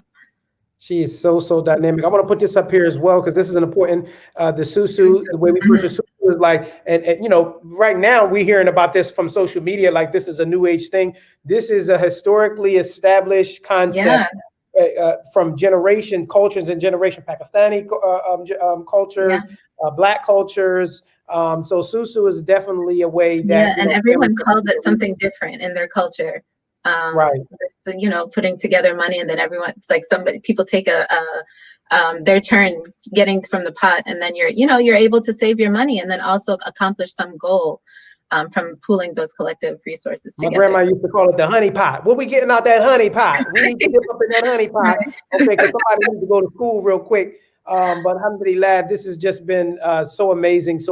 And I want to again stress and ask people to donate to this Launch Good campaign. Again, Muslim Aid USA have partnered with ACC, and they're providing interest-free loans to African-American students pursuing education. Muslim Aid USA, they're prioritizing efforts to serve a community that has been historically disenfranchised and underrepresented in the educational system. So with these loans and with your donations, you're helping to provide resources for these marginalized communities. So www.launchgood.com/educational justice. And again, if we need educational justice, then that means there's been an injustice. So please donate to these causes, donate to this cause particularly, because like we've been saying all night, there is absolutely, and Hakima can reiterate this, there's no other resource being offered like this. Nope. This is the only one. And subhanAllah, like it's in our religion, like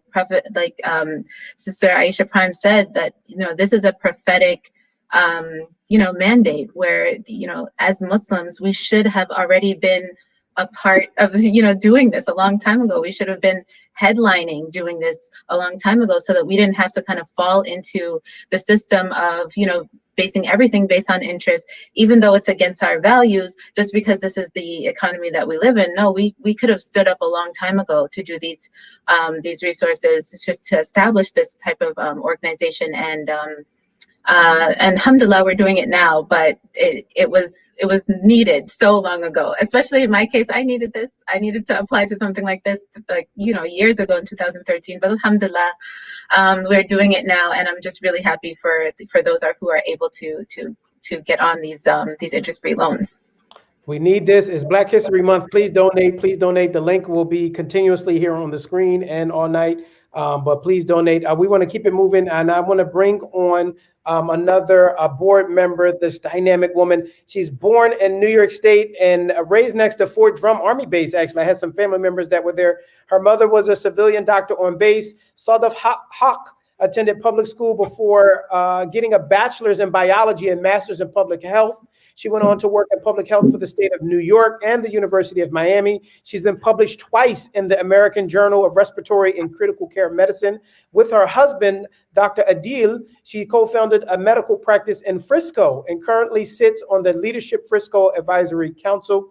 She's a passionate community advocate and a board member of the Mayoral Inclusion Committee, chairwoman of the City of Frisco Social Services and Housing Board, a member of 65 FISD PTH. This sister got it all. Let me just let y'all know, okay? She's on every board that's ever been boarded, okay? So we want to bring this dynamic queen onto the screen real quick. Sister Sadaf, alhamdulillah, assalamu alaikum. Welcome. Walaikum salam. You're inflating me too much. Trust me, it's nothing. It's been such an amazing program, and I'm so honored to be here today as a board member. For just a little bit about me and then my journey into Muslim Aid USA, literally 2020 was a year, I think, for all of us, and we will always remember this year. So while I was on those boards, I've always been an advocate for social justice, for equality, something that my parents always taught me that was part of our deen, right?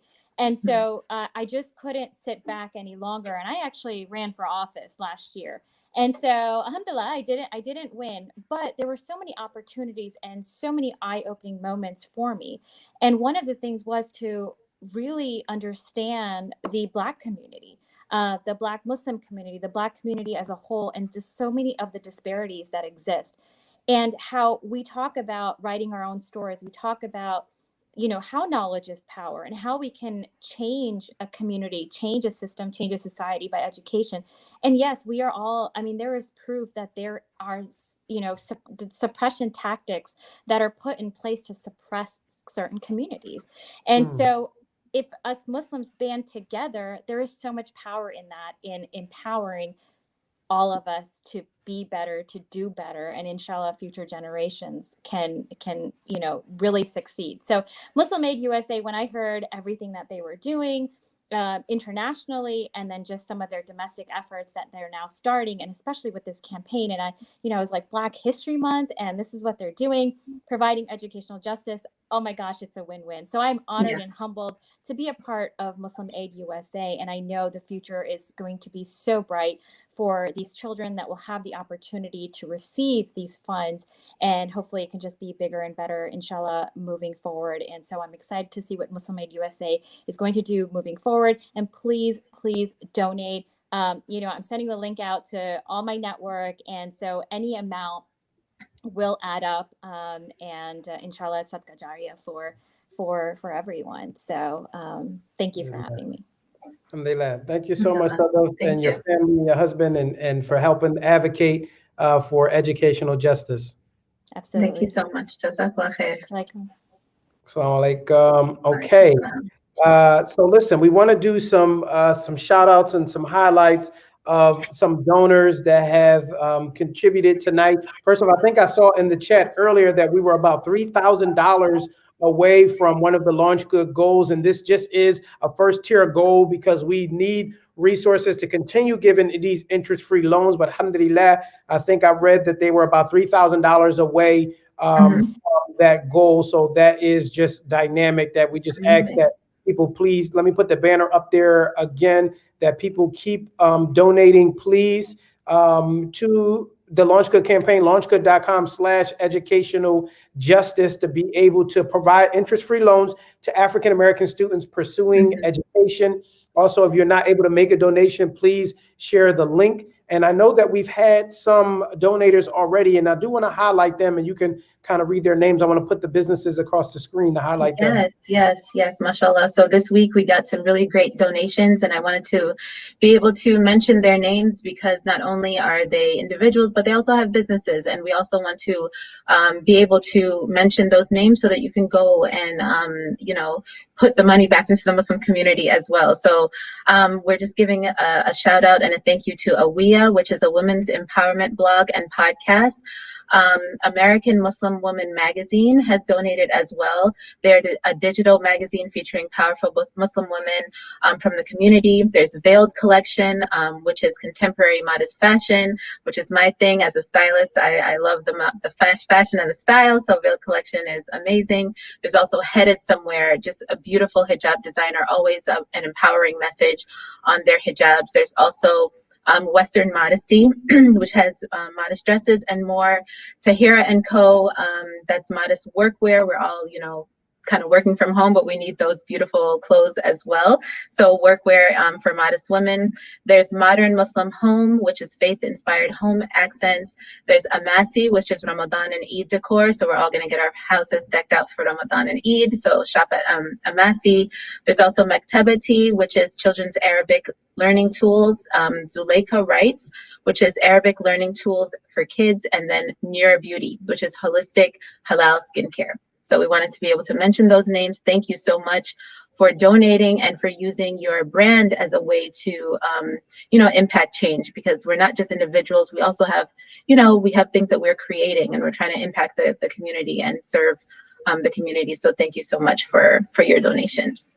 Alhamdulillah. And we want to give a special thank you so much to our two main organizers of tonight, Muslim Aid USA, Serving Humanity, as well as ACC, and partnering to offer these interest-free loans. Knowledge is power. Tonight we've been talking about advocating for educational justice, and them creating a resource to be able to help to eradicate some of this generational poverty, generational debt that has existed So shout out to Muslim Aid USA. They're one of the organizations that I can say I've worked with that they put their money where their mouth is. They fundraise for initiatives in our communities, and they actually do what they say they're going to do. That's why I'm passionate about this project. And anytime that they call is such an honor and privilege, because we need these resources in our community. I can't stress that enough. And we need them not just during Black History Month.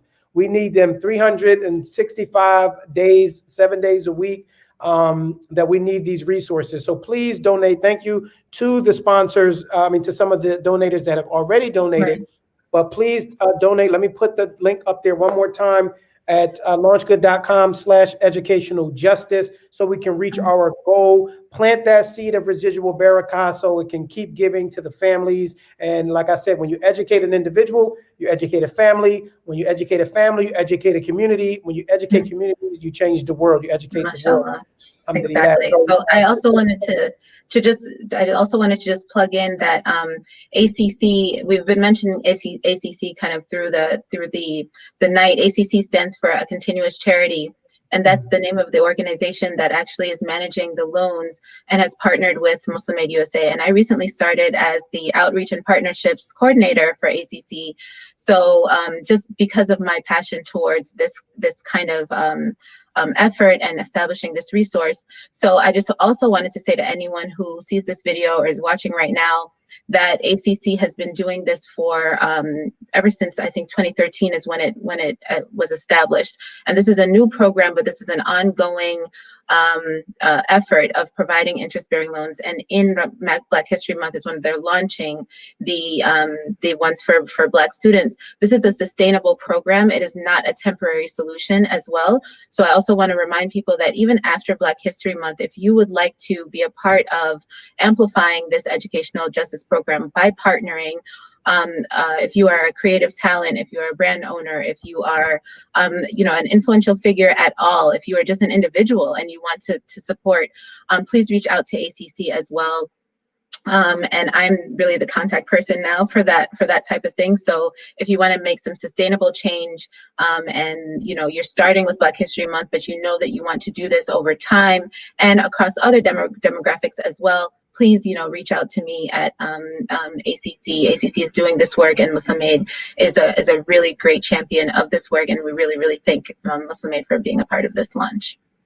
Thank you so much. And where can they, I want to put your information on here too. First of all, I got to give a thank you to my dynamic, amazing, illustrious, filled with Noor co-host, the Hakima. This has just been so amazing with you, and everything that you're doing in the communities as well, and for you sharing your story about your educational journey and some of your injustices and justices. And so I think, where can the people find you? I do have your Instagram up here. Yeah, that's my Instagram, and that's also my Facebook page. So facebook.com/HakimaCMB. And then also my website is cmbstyling.com. So what I do online is fashion and style. I love hijab fashion, but it's also more than just, just how you dress and, where to buy your next outfit. It's about using my platform for change. So I've always done, charity work and partnering with organizations and just using my voice to advocate for, my community. And that is being a Black Muslim woman. There's a lot more that we have to offer than, our cutest hijabs. So I love that, but we're also using our platforms in 2021 to do more. And I'm so excited to be a part of this Muslim Aid event. But if you want some style and fashion and want to know where the next brand is that you need to get your clothes from, I'm your girl. Y'all make sure y'all go to www.cmbstylings.com and support the sister. Amazing. Thank you. And I'm gonna put my information on the screen as well. My website is mosesthecomic.com. Also, if you want to go there, and we have some amazing merchandise on there under the Unapologetically Muslim brand, Unapologetically Muslima brand. My Instagram is at Moses the Comic. So if you enjoy me tonight, please follow me on Facebook, Instagram. I don't know where I'm going, but we're gonna figure it out together. But right, mashallah. I mean, you're in Dubai right now. I mean, I'm sure you're not just there just to lounge. You're doing some work, right? Some work out here.